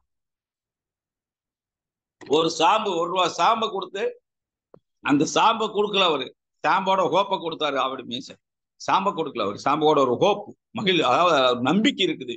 இது நல்ல பொருள்னு சொல்றதுக்கு ஒரு பொருளை கொடுக்கணும் அவங்க. அப்ப அந்த பொருளை யூஸ் பண்ணா அவங்களுக்கு அந்த நம்பிக்கை வந்துடும். Supply எச்சாகணும்னா consumer எச்சாகும். கன்சியூமருக்கு பொருள் போய் சேரணும். எப்படி போய் சேருது, நான் எப்படி செய்யறேன்னு சொல்றேன். இப்போ அவங்க ரேணுகா மேடம் உள்ள இருக்காங்க தஞ்சாவூருக்கு. இப்ப இந்த மாசத்துல 2 முறை 10,000 அனுப்பியாச்சு. அவங்கள அதே மாதிரி இங்க பாத்தீங்கன்னு சொன்னா எங்க கிருஷ்ணகிரிக்கு சரக்கு போயிருக்குது, மகா சைட்ல போயிருக்குது. அதே மாதிரி இப்ப பாத்தீங்கன்னு சொன்னா சசி வந்து நாமக்கலுக்கு ஆர்டர் எடுத்திருக்கிறாங்க. நான் எதுக்காக சொல்றேன்னா, எல்லாமே நான் வந்து மாஜி கண்டக்டர். அதனால எனக்கு டிரான்ஸ்போர்ட்ல நான் 19 வருஷம் எம்ப்ளாயிஸ் யூனியன் செக்ரட்டரியா இருந்திருக்கிறேன். கேட்ட எல்லாருமே என்னை பார்த்தா விஷ் பண்ணுவாங்க. அந்த அளவுக்கு மரியாதை இருக்குது அவங்களுக்கு. அதனால நான் கொண்டுட்டு வந்து அந்த பஸ்ல வச்சு விட்டா தஞ்சாவூருக்கெல்லாம் குறைஞ்சது ஒரு 4 மணி நேரம் 5 மணி நேரத்துல அது பொருள் அங்கே போய் சேரும். இப்போ நீங்க யோசிக்க வேண்டிய அவசியமே இல்லை. எங்க இன்னைக்கு ராமேஸ்வரத்துல இருந்து மேடம் பேசினாங்க. மேடம் காலையில அவங்களோட தொடர்பு பேசும்போது சொன்னாங்க, ராமேஸ்வரத்தில் நான் வந்து இருக்கிற சார், இங்கெல்லாம் பொருள் வந்து கிடைக்கல, ஆனா பொருள் சப்ளை கொடுக்க முடியுமா, தாராளமா ஆர்டர் எடுங்க, கொடுக்கலாம். ராமேஸ்வரம் ஆகட்டும், எங்க வேணாலும் பஸ் போகுது. தமிழ்நாட்டுல மூளை முடுக்கெல்லாம் எங்க டிரான்ஸ்போர்ட் போகுது. தாராளமா பஸ்ஸில் ஏற்றி விட்டா முறையாம பொருள் அங்கே போய் சேரும். அப்ப நீங்க அந்த மாதிரி உங்களுக்கு உங்க டிரான்ஸ்போர்டேஷனை வந்து நீங்க இம்ப்ரூவ் பண்ணுங்க. உங்களுக்கு தொடர்பு வந்து எப்படி இருக்கணும்னா, பொருள் கொண்டு போய் ஜனங்களுக்கு சேர்க்கறது. உதாரணத்துக்கு நான் சொல்றேன், 126 ரூபாயில பர்கூர் போயிடுச்சு. ஒரு ஒரு பார்சல் ஒரு 3000 ரூபாய் சரக்கு எங்க போகுதுன்னா 126 ரூபாய் செலவுல மேட்டூர் பார்சல் போட்டு விட்டா பர்கூர் போயிடுச்சு. இது எதுக்காக சொல்றேன்னு சொன்னா, இந்த மாதிரி உங்க சப்ளை சிஸ்டத்துக்கு டிரான்ஸ்போர்ட் தான் முக்கியம். பொருள் போய் அவங்களுக்கு சேரணும். ஒரு பொருள் போய் சேர்றதுக்கான ஒரு வழிமுறைகளை நீங்க தெரிஞ்சு வச்சுக்கோங்க. அந்த வழிகளை ஆயத்தப்படுத்துங்க. அந்த வழிகள் உங்களுக்கு நிரந்தரமான வழிகளா இருக்குமான்னு கேட்டா கொஞ்ச நாளைக்கு தான் நீங்க பண்ண வேண்டியது. நான் கிருஷ்ணகிரியில் டீம் போடும்போது முதலாவது ஒரு 10,000 ரூபா ஆர்டர், அப்புறம் 50, அப்புறம் 1,00,000 ரூபா. 1,00,000 ரூபா ஆர்டர் வர வரைக்கும் ஒரு 3 மாசம் நான் சப்ளை கொடுத்தேன். 3வது மாசம் நான் சப்ளையை நிப்பாட்டிக்கிட்டேன். மீட்டிங் நடத்த அங்க பொருள் இன்க்ரீஸ் ஆகிட்டு இருக்குது, சப்ளை கேட்டுக்கிட்டே இருக்கிறாங்க. 1,00,000 ரூபாய்க்கு மேல மூட்டை தூக்கி போடுறதுக்கு நம்மளால முடியல. அப்ப நான் சொன்னேன், ஐயோ அவ்வளவு சரக்கெல்லாம் கொண்டாந்து நான் உங்களுக்கு போட முடியலைங்க நான் அப்படின்னு சொன்னேன். அப்ப அவங்க சொன்னாங்க, ஐயோ எல்லாம் யூஸ் பண்ணி பழகிட்டாங்க சார், பொருள் கேட்கறாங்க. என்ன சார், நீங்களே ஒரு ஸ்டோர் போடுங்க. அப்ப அந்த கிருஷ்ணகிரி பிடிஓ ஒரு ஸ்டோர், அப்போ பிடிஓவா இருந்தாரு. அவங்க சம்சாரம் பிரியாக்கா ஒரு ஸ்டோர் போட்டாங்க. 15 லட்சம் ரூபா முதல் போட்டு ஒரு ஸ்டோர், பெரிய ஸ்டோர் அங்கே போட்டாங்க. பிசினஸ் ஆட்டோமேட்டிக்கா பிக்கப் ஆச்சு. அது மாதிரிதான் வத்தலகுண்டுக்கு சரக்கு அனுப்பிட்டே இருந்தேன் நான். சரக்கு கொடுத்துக்கிட்டே இருந்தேன் நான். பார்த்த ஒரு 50,000 ரூபாய் சரக்கு வரைக்கும் என்னால் அனுப்ப முடிஞ்சது. பஸ்ஸில் வச்சு அனுப்புனேன். அந்த 50,000 ரூபாய்க்கு மேலே ஐ ஸ்டாப்டு. அது முடிச்சுட்டேன், நிறுத்திட்டேன். ஐயோ முடியலைங்க, என்னால எல்லாம் மூட்டை தூக்கி போட முடியலைங்க. அப்போ அவங்க கேட்டாங்க, ஐயோ நாங்கள் என்ன பண்ணுறது, ஒரு ஸ்டோர் ஆரம்பிங்க. வத்தலகுண்டுல ஒரு ஸ்டோர் ஆரம்பிச்சாச்சு. அது மாதிரி போராட்டங்கள் எல்லாம் அதே மாதிரி உங்களுக்கு மானாமதுரை, அதே மாதிரி திருப்புவனம், இந்த பக்கம் எடுத்துக்கிட்டீங்கன்னா தேனி, இந்த பக்கம் எடுத்துக்கிட்டீங்கன்னா பெரியகுளம், எல்லா இடங்கள்லயும் பொருள் அனுப்பியிருந்தேன். பஸ்ஸில் தான் அனுப்பிட்டு இருந்தேன். அதுக்கப்புறம் எல்லா இடங்கள்லயும் ஸ்டாப் பண்ணேன். எல்லாம் இன்க்ரீஸ் ஆகிட்டே இருந்தது. 10,000க்கு வாங்கினாங்க, 20,000, 30,000, 50,000 ஸ்டாப் பண்ணிட்டேன். அப்புறம் என்னங்க பண்றது, நீங்களே ஒன்று ஸ்டார்ட் பண்ணுங்க. 2 பேர் சேர்ந்து பண்ணாங்க, 3 பேர் சேர்ந்து பண்ணாங்க. சில இடங்கள்ல சிங்கிளாவே பண்ண ஆரம்பிச்சாங்க. நிறைய அது மாதிரி தான் தமிழ்நாடு முழுக்க டீம் கொண்டு போக முடியுது. ஒவ்வொரு ஓல்டு மேன் 61 வயசுல நான் இவ்வளவு பண்ணியிருக்கேன்னு சொன்னா, நீங்கெல்லாம் இன்னும் வயசு இருக்குது, வாலியம் இருக்குது, உங்களால நிறைய பண்ண முடியும். நான் சொன்ன மாதிரி நீங்க ஒரு 3 இயர்ஸ் மட்டும் இதுல கான்சென்ட்ரேட் பண்ணுங்க. 6வது மாசம் புதுசா சேர்ந்திருந்தா 6 மாசம் மட்டும் நம்பிக்கையோட தொடருங்க. உங்க ஆக்டிவ் அப்ளைனா எல்லாரும் அப்ளைன் கிடையாது. ஆர்சிஎம் பண்றேன்னு சொல்லி நிறைய கான்செப்ட் பண்ணிட்டு ஆர்சிஎம்மையும் கொண்டாந்து இன்ட்ரடியூஸ் பண்ணா அவங்களோட நீங்க திட்டமிட்டா, ஏன்னா அவங்களுக்கே திட்டம் தெரியல, அவங்களோட திட்டமிட்டா நீங்க ஜெயிக்க முடியாது. ஆர்சிஎம் மட்டுமே மூச்சா நினைக்கிற ஆளுங்க, ஆர்சிஎம்ல ஜெயிக்க முடியுங்கிற ஹோப் உள்ள ஆளுங்க, ஆர்சிஎம் கண்டிப்பா ஃபியூச்சர்ல நமக்கு சோறு போடுன்னு நினைக்கிற ஆளுங்க, நம்முடைய லைஃப் ஸ்டைலை மாத்துன்னு நினைக்கிற ஆளுங்க, அப்படிப்பட்டவங்க தான் ஆக்டிவ் அப்ளைன். அவங்களோட நீங்க நினைச்சீங்கன்னா கண்டிப்பா உங்களால என்ன பண்ண முடியும், அவங்கள மாதிரி உங்களையும் கொண்டு போயிடுவாங்க. அதனால சப்ளையை கையில் எடுங்க. பொருள் சப்ளை போகாத இடங்கள்ல பிசினஸ் போகாது. எனக்கு தெரிய ஒரு இங்க் பேடை கொடுத்து ஒரு 1.5 வருட ஓபன் பண்ணி வைக்கிறாரு நம்ம நாராயண் சார். பொருள் போகாம இருந்தா அங்க பிசினஸ் வருமா? யோசிக்கவே மாட்டார். யாருன்னால அவருக்கு இதெல்லாம் கிடையாது. அவர் பாட்டுக்கு ஒரு டப்பா எடுத்து கொடுத்துட்டு காசு வாங்கிட்டு வந்துட்டே இருப்பார்.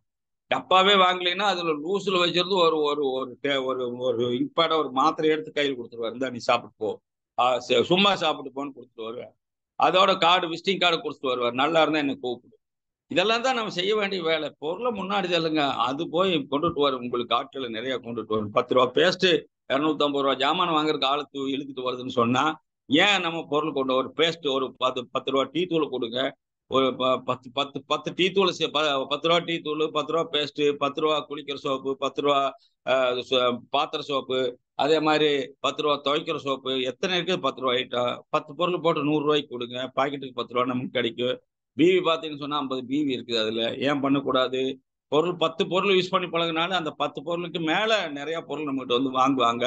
எனவே பொருள் தான் இதனுடைய நமக்கு இருளை நீக்கக்கூடிய நம்முடைய மிகச்சிறந்த ஒரு ஹீரோயின் யாருன்னு கேட்டா நம்ம ஆர்சிஎம் பொருள்கள் தான். இப்போ ஒரு சினிமாவை பார்த்துட்டு விக்கரசா பேசுற ஜனங்க இருக்காங்க. அதே மாதிரி ஒரு டாக்டர்கிட்ட போயிட்டு நல்லா போச்சு, விக்ரஸா அந்த டாக்டர்கிட்ட போங்க உங்களுக்கு நல்லா போகும்னு சொல்ற ஆளுங்க இருக்காங்க. அதே மாதிரி ஒரு ஹோட்டல்ல சாப்பிட்டு வந்துட்டா ஃபர்ஸ்ட் கிளாஸ் சாப்பாடுங்க, நீங்க சாப்பிட்றதுன்னு முடிவு பண்ணா அங்க போங்கன்னு அனுப்புறதுக்கு உங்களுக்கு தெரியுது. இதையெல்லாம் நீங்க எமோஷனலா விக்ரஸா ப்ரமோட் பண்றீங்களே. இப்போ ஒரு எமோஷனல் பிளான் சொல்ல தெரிஞ்ச உங்களுக்கு ஏன் எமோஷனலா இந்த மாதிரி நம்ம ஆர்சிஎம் பொருள்களை ப்ரமோட் பண்ண தெரியல? எமோஷனல் ப்ரொமோஷன் இருக்கு வேணும். எமோஷனல் பிளான் வேற, எமோஷனல் ப்ரொமோஷன் வேற. எமோஷனல் ப்ரொமோஷன்னா, யோ இங்க் படம் சாப்பிடியா, உனக்கு வயிற்று தொந்தரவுல டைஜஸ்டிவா கம்ப்ளீட்டா கிளியர் ஆயிடும். அதாவது மலச்சிக்கல் தான் பல சிக்கலுக்கு காரணம். அதனால ஒரு இங்க் பேடாவில் ஒரு டேப்லெட் கூட சாப்பிடியா, தொந்தரவு அடுத்த நிமிஷம் உங்களுக்கு கேஸ் ரிலீஸ் ஆகிடும். இல்லைன்னா டாய்லெட் ப்ராப்ளம் இருந்தால் தீர்ந்துடும். அடுத்த நிமிஷம் நீங்க கையில கொடுத்த கார்டுக்கு அங்கிருந்து ரிசல்ட் வந்துடும். எதையாச்சும் ஒண்ணு கொடுங்க. ஆர்சிஎம் பொருட்கள் எதை கொடுத்தாலும் அது ஜெயிக்கும். அது போய் அர்ஜுனர் வில்லு, ஹரிச்சந்திரன் சொல்லு, நம்ம ஆர்சிஎம் பொருளுக்கு அவ்வளவு பவர் இருக்குது. என்ன சார் அர்ஜுனர் வில்லு? அர்ஜுனன் வந்து குறி வச்சா குறி தப்பாது, குறி தப்புனாலும் அடி தப்பாது. ஏன்னா அந்த வில்வத்தை அவர் அவ்வளவு தெரிஞ்சு வச்சிருந்தார். அதனால அர்ஜுனர் வில்லு அது அது விட்ட இடத்துல போய் அதுக்கு அது பட்டுதான் நிற்கும். ஹரிச்சந்திரன் சொன்னா சொன்னதுதான், அதுக்கு வந்து என்ன இல்ல மாற்று கிடையாது. அர்ஜுனர் வில்லு ஹரிச்சந்திரன் சொல்லு. ஆர்சிஎம் பிசினஸ்ல நீங்க வந்து வெல்லணும்னா இதுலதான் நில்லணும், இதுலதான் நிக்கணும். ஆர்சிஎம் விற்கும், நிக்காது. ஆர்சிஎம் விற்கிற அத்தனை பேரும் ஜெயிப்பீங்க, தோக்க மாட்டீங்க. வெற்றியாளர்களாய் மாற வேண்டும் என்று உங்களை மனப்பூர்வமாய் வாழ்த்தி, சப்ளை வந்து நீங்க சப்ளை சிஸ்டம் என்னன்னு கத்துக்கிடுங்க. சப்ளையை எப்படி கொண்டு போய் ஜனங்களுக்கு சேர்க்கணுங்கிறத யோசிங்க. உங்க இடத்துல இருந்து நீங்க என்ன பண்ண முடியும்? லெவல் பெஸ்ட் பண்ணுங்க. எவ்வளவு பேருக்கு இந்த பொருள்களை சேர்க்க முடியும் அதற்கு திட்டமிடுங்க. எவ்வளவு பேருக்கு இதை கொண்டுட்டு போய் வந்து ஜனங்களை வந்து நம்ம கொண்டுட்டு வந்து ஆர்சிஎம்ல சேர்க்க முடியும் அவ்வளவு சேருங்க. வெளியில இருக்கிற ஆளுகள்லாம் ஆர்சிஎம் ஒர்ஸ்ட்னு பேசுவாங்க. ஒரே ஒரு முறை அவங்களுக்கு மெம்பர்ஷிப் கொடுத்து பாருங்க, அது எங்க கம்பெனின்னு பேச ஆரம்பிச்சிருவாங்க. ஆர்சிஎம் என்னுடைய ஆர்சிஎம் யாராச்சும் நம்ம முன்னாடி கேவலமா பேசினா நமக்கு என்ன வரும்? எங்க கம்பெனி இருந்தாலும் மோசமா பேசுறாங்க என்ன வருதா இல்லையா? அப்ப எடுத்து உள்ள வச்சிருங்க, அவங்கள வெளியில வைக்காதீங்க. அப்ப ஆர்சிஎம் மோசமா பேசுற அத்தனை பேரும் ஆர்சிஎம் நல்லதா பேசுவதற்கு அவங்க உள்ள இருந்தா நல்லதா பேசுவாங்க, வெளியில இருந்தா மோசமா பேசுவாங்க. இன்னைக்கு உள்ள இருக்கிறவங்களை விட வெளியில இருக்கிறவங்க ஜாஸ்தியா இருக்கிறாங்க. ஆகையினால் எல்லாரையும் உள்ள எடுப்போம். ஜாயினிங் இம்ப்ரூவ் பண்ணுங்க. பொருளை சப்ளையை கொண்டு போய் ஜனங்களுக்கு சேருங்க. சப்ளை சிஸ்டத்தை கத்துக்குங்க. பொருள்கள் தான் அழியணும். பொருள் அழிஞ்சாதான் ஒன்றரை வால் நிற்கும். பொருள் அழிஞ்சாதான் பியூசி நிற்கும். பொருள் அழிஞ்சாதான் டிஸ்பிளே வால் நிற்கும். பொருள் அழிஞ்சாதான் நமக்கு வந்து டைமண்ட் கிளப் கம்ப்ளீட் ஆகும். பொருள் அழிஞ்சாதான் கன்சிஸ்டன்சியில் நிற்க முடியும் என்று சொல்லி உங்களை வாழ்த்தி, வாய்ப்புக்கு நன்றி. சுவிட்ச் ஓவர். யார் உள்ள இருக்கு? ஜெகதீஷா இருக்கீங்களா? எஸ் அண்ணன் ஆவடி வயசு வாங்கண்ணா. சார் வணக்கம் சார். இருக்கேன் சார். வா Jagadish sir, take over sir. ரொம்ப ஒரு அருமையான ஒரு மீட்டிங் சார். அதாவது சப்ளை செய்யறது இம்பார்ட்டன்ட். இன்னைக்கு நீங்க ரொம்ப கவர் பண்ண விஷயம் அந்த விஷயம் தான். சப்ளை செய்யறது இம்பார்ட்டன்ட், ரொம்ப விஷயம். ஆரம்பத்துல இருந்து அந்த அத்தனை விஷயத்தையும் சொல்லிட்டீங்க. எப்படி தமிழ்நாட்டுல பிசினஸ் ஸ்டார்ட் பண்ணி இன்னைக்கு எந்த அளவுக்கு போயிருக்கு, அதுக்கான சிஸ்டம் எப்படி இருக்குன்ற மாதிரியான விஷயங்கள் எல்லாமே ஷேர் பண்ணீங்க. ரொம்ப அருமை சார். அதுக்கப்புறம் வந்து மிஷன் செப்டம்பர். மிஷன் செப்டம்பர் வந்து நம்ம எல்லாருமே வந்து அதை எடுக்க வேண்டிய விஷயம் தான். ஏன்னா செப்டம்பர்ல நம்ம என்ன அச்சீவ் பண்ணாலும் நவம்பர்ல டெல்லியில மேடை ஏறலாம். ஸோ அந்த டைம்லயே வந்து நீங்க வந்து எல்லாருக்கும் வந்து ஞாபகப்படுத்திருக்கீங்க. எல்லாருமே கண்டிப்பா வந்து அந்த நம்முடைய கம்பெனியுடைய ஸ்டேஜ் அனிவர்சரி ஸ்டேஜ் ஏறதுக்கு ஆசை இருக்கும். ஸோ அதுக்கான ஒரு சரியான தருணம் அப்படின்ற வரக்கூடிய செப்டம்பர். ஒவ்வொரு வருஷமும் செப்டம்பர் அந்த வாய்ப்பு இருந்தாலும் இந்த வருஷத்துக்கான வாய்ப்பு இதுதான். இன்னும் ஒரு மாசம் தான் இருக்கு. ஸோ இப்போ ஜூலை நடக்குது, ஆகஸ்ட் முடிஞ்சு செப்டம்பர் வந்து நமக்கு அச்சீவ்மெண்ட் மாதமா மாறிடும். அதை வந்து நம்ம அச்சீவ் பண்ண டைம்லயே வந்து ஞாபகப்பட்டிருக்கீங்க. அதுக்கான உங்களுடைய அத்தனை ஹெல்ப் இருக்குன்னு நீங்க அசூரன்ஸ் கொடுத்துருக்கீங்க. ரொம்ப அருமை சார். ஸோ நான் காவலே இருக்கிறேன். வந்து உங்களுக்கு அந்த பேச முடிஞ்சாலும் ஓரங்க நிப்பாருக்கேன். அதனால அடுத்தடுத்த மெம்பரை நீங்களே கால் பண்ணிடுங்க, நான் கேட்டுட்டு இருக்கேன் sir. Thank you sir. Welcome Avadi சும்மா சார். அனைவருக்கும் மகிழ்ச்சியான மதிய வணக்கம் அல்லது மாலை வணக்கம். இன்னைக்கு ஒரு தமிழ்நாட்டின் திருமகன் ரஞ்சித் சார் வந்து இன்னைக்கு செம சூப்பரா இருந்தார். அந்த போட்டோல பார்க்கறது அவ்வளவு அழகா இருந்தார். இன்னைக்கு தமிழ்நாட்டின் தலைமகன், ஆவடியின் ஹீரோ, எங்க வீட்டு பக்கத்துல வந்துருக்கிற ஸ்டார் ரூபி சார் செம அந்த ஸ்பீச் வந்து பண்ணார். செல்போன் வருது, போன் வருது, டேப் வருது, அது வருதுன்னு சொன்ன மாதிரி நம்ம புண்ணியம் பண்ணியிருந்தாதான் இந்த ஆர்சிஎம்ல வந்து நிற்க முடியும். யாருக்கு ஆதர்சம் இருக்கோ, யாருக்கு நல்ல எண்ணங்கள் இருக்கோ, பாசிட்டிவ் எனர்ஜி இருக்கோ, அவங்க தான் ஆர்சிஎம்ல வர முடியும். ஆனா ஆர்சிஎம்ல வந்தவங்கள நின்றுட மாட்டாங்க. அவங்க வந்து அலைப்பாயுது, அலைப்பாயுதே கண்ணான்ற மாதிரி பாட்டு பாடுற மாதிரி அங்கங்க கூப்பிடுறதுல அலைப்பாய்ச்சி போயினே இருக்கிறாங்க. ஆனா ஒரே ஒரு விஷயம், எமரால்டு சாரா இருந்தாலும் சரி, நம்ம ஜெகதீஷ் சாரா இருந்தாலும் சரி, எங்க டீம்ல இருக்கிற எல்லாருமே அந்த வெறித்தனத்தோட ஒரு இடத்துல நின்னதுனால்தான் இன்னைக்கு நான் ஒரு ஸ்டார் பாட்டி நம்ம இருக்கேன். குணசாகர் சார் ஸ்டார்ட் பண்ணிருக்காரு, ரவி சார் டெக்னிக்கலா இருக்காரு, ஒவ்வொருத்தரும் ஒரு லெவல்ல இருக்காங்க. பாபு சார் ஸ்டார் ஆகுறாரு, கோல்டு ஆகுறாரு, ஸ்டார் கோல்டு ஆகுறாரு. என்ன விஷயம்னா அந்த பற்றுதல். அதுக்குதான் நான் சொல்லுவேன், எப்பவுமே சொல்லுவேன், உடல் மண்ணுக்கு உயிர் ஆட்சின்னு சொல்றேன். இன்னைக்கும் சரி, ஒவ்வொரு விஷயத்தையும் ரசிச்சு வந்து நிறைய பேர் புரிஞ்சுக்க மாட்டேன்றாங்க. அப்ப வந்த உடனே வருமானம் வந்துடணும், வந்த உடனே ஜெயிச்சிடணும். ஒரு இடத்துல கூட 5000 ரூபாய்க்கு வேலைக்கு 1000 ரூபாய்க்கு வேலைக்கு போனா அப்புறம் 200, 200, 300, 500 போட்டு 10,000, 20,000 வரதுக்கு வாய்ப்பு இருக்கு. இப்ப இன்னைக்கு வந்து உண்மையிலே நல்ல அருமையான ஸ்பீச். இன்னைக்கு நம்ம எமரால்டு சார் வந்து ஒவ்வொரு நாளும் ஒரு ட்ரெஸ் கோட்ல வரும்போது அவர் எப்படிதான் இவ்வளவு அழகா ஜூம் மீட்டிங் நடத்தி இவ்வளவு அழகா செம்மையா மீட்டிங் போற பார்த்தா 365 நாள் 24 மணி நேரம் மீட்டிங் நடத்துவார். அந்த முகத்தை பாருங்க, அந்த அழகான கலை, அந்த சிரிப்பு, அந்த ஆனந்தம். அந்த டைமண்ட் கிளப் வந்து இதயத்தில் வச்சிருக்காரு, லெப்ட் சைட்ல வச்சிருக்காரு இதயத்தை டைமண்ட் கிளப். அந்த இது என்னன்னா எல்லாரையும் பண்ணணும் என்றதுக்காக வச்சிருக்காரு. உண்மையிலே ரொம்ப இன்னைக்கு நிகழ்ச்சி சூப்பர். அந்த 10 ரூபா சொன்னீங்களே சார், அது முதல்ல ஓபன் பண்ணது பிளான் பண்ணது நான் தான் சார். முதல்ல 10 ரூபாய்க்கு 10 பொருள் போட்டு கவர்ல போட்டு மொத்த பேருக்கு சொல்லி கொடுத்தது அது ஒரு பெருமையா இருக்கு. 10 பொருள் லிஸ்ட் அனுப்பிச்சுடுவேன். அனுப்பிச்சு நானே வந்து 150 பேக்கெட் போட்டு வச்சுட்டு எங்க போனாலும் ட்ரெயின்ல பஸ்ல 100 ரூபாய் பேக்கெட் வித்துருவேன், எல்லா பொருளும் போட்டு. இன்னைக்கு நான் ஜெயிச்ச காரணமே அந்த 10 ரூபாய் பொருள் தான். ஒவ்வொரு இடத்துலயும் போட்டு போட்டு எடுத்து போய் இன்னைக்கு எங்க டீம்ல சரி எல்லாருமே சுகுமார் சார் சொல்லி கொடுத்தாரு, என் பெருமைக்கு சொல்லல. அந்த மாதிரி ஒரு டிப்ஸ் எல்லாரும் தெரிஞ்சுக்கணும் வாழணுன்றதுக்காக பண்ணா உண்மையிலே இன்னைக்கு பிளான் நீங்க சொன்னது ஒவ்வொன்றும் அது அது அறிவு எங்கதான் வருதோ. ஒரு அப்துல் கலாமுக்கு தம்பியா என்னன்னு தெரியல எனக்கு. அந்த பிரெயின் வந்து ஷார்ப்பா அவ்வளோ அழகா வேலை செய்து ஒவ்வொரு விஷயத்த சொல்றீங்க. நீங்களும் ஆர்சிஎம்க்கு தியாகம் பண்ணிட்டீங்க, நல்லா தெரியுது. ஒவ்வொரு மீட்டிங் சொல்லும்போது ஒவ்வொரு விஷயமே பேசுறீங்க. உண்மையிலே இந்த அச்சீவ்மெண்ட் செப்டம்பர் மாசத்துல நல்லா வரும் சார்.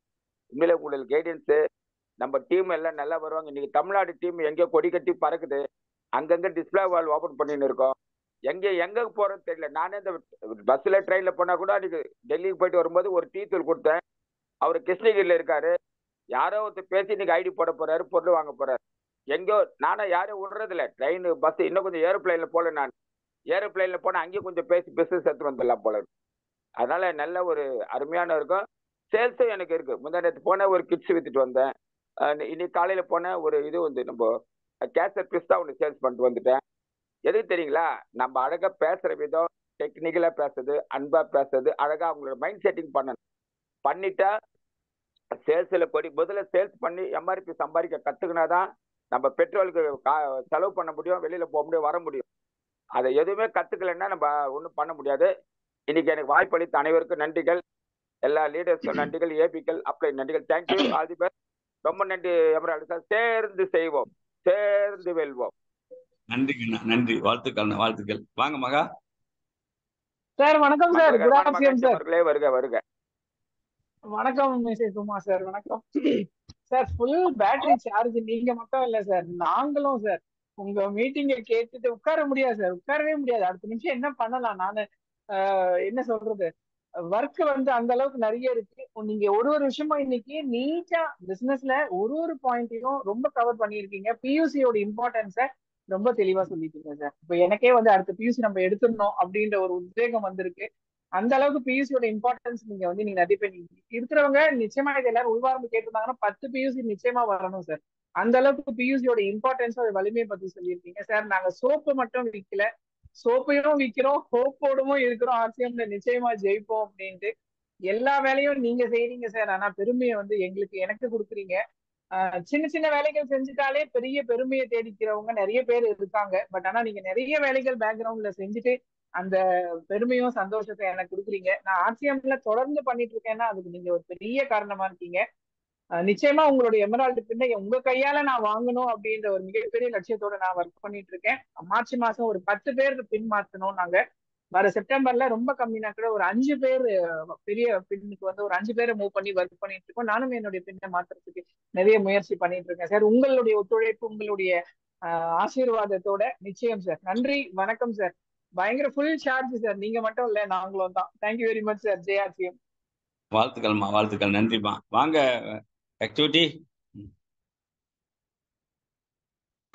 அட்மிட் பண்ணிக்கோங்க. ஆக்டிவிட்டி இருக்கீங்களா? கஜேந்திரன் சார் வாங்க. ஜெயாட்சியம் குடாட்சியம் சார். உங்களுக்கு வந்து 61 வயசு சார். 11 வயசு சார். 16 வயசு. அப்படியா? ஆமா சார். சரி. பொருட்களை கொடுத்து எல்லாரும் ஆரோக்கியம் மாற்றுவோம் சார்.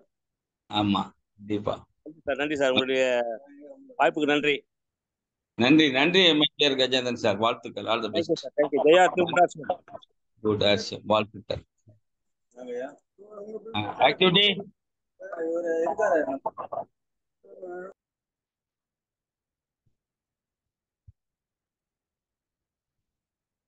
என்னாச்சு நாராயணு?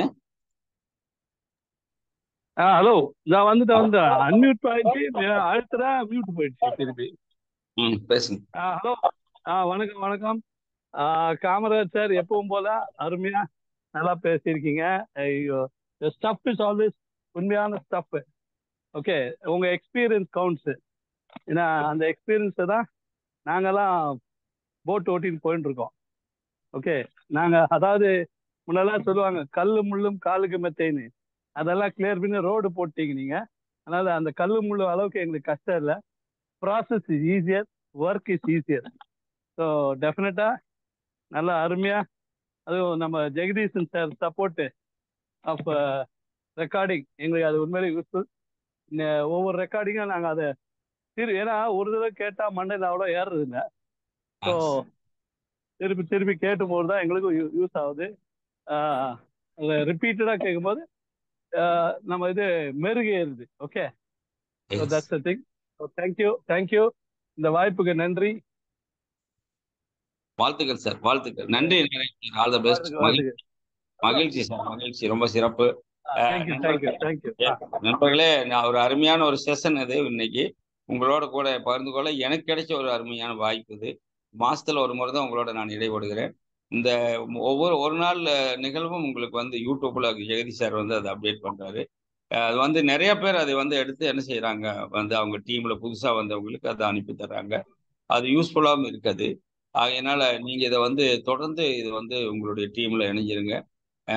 தொடர்ந்து இந்த ஜூம் மீட்டிங்ல அதிகப்படியான உங்க நபர்களை உள்ள கொண்டுட்டு வர்றதுக்கான வேலைகளை நீங்க தொடர்ந்து செய்ய வேண்டும். காரணம் என்னன்னு கேட்டா, நிறைய தகவல்கள், புதிய புதிய தகவல்கள் ஏன்னு நிறைய இல்ல சரி அன்மூட் ஆயிட்டு.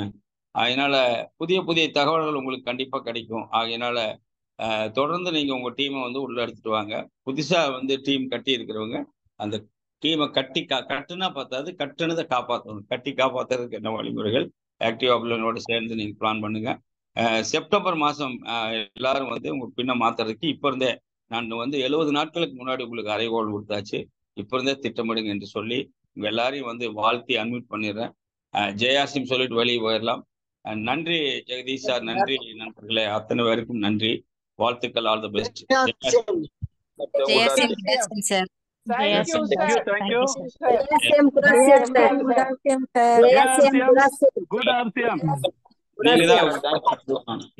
நன்றி சார். நன்றி.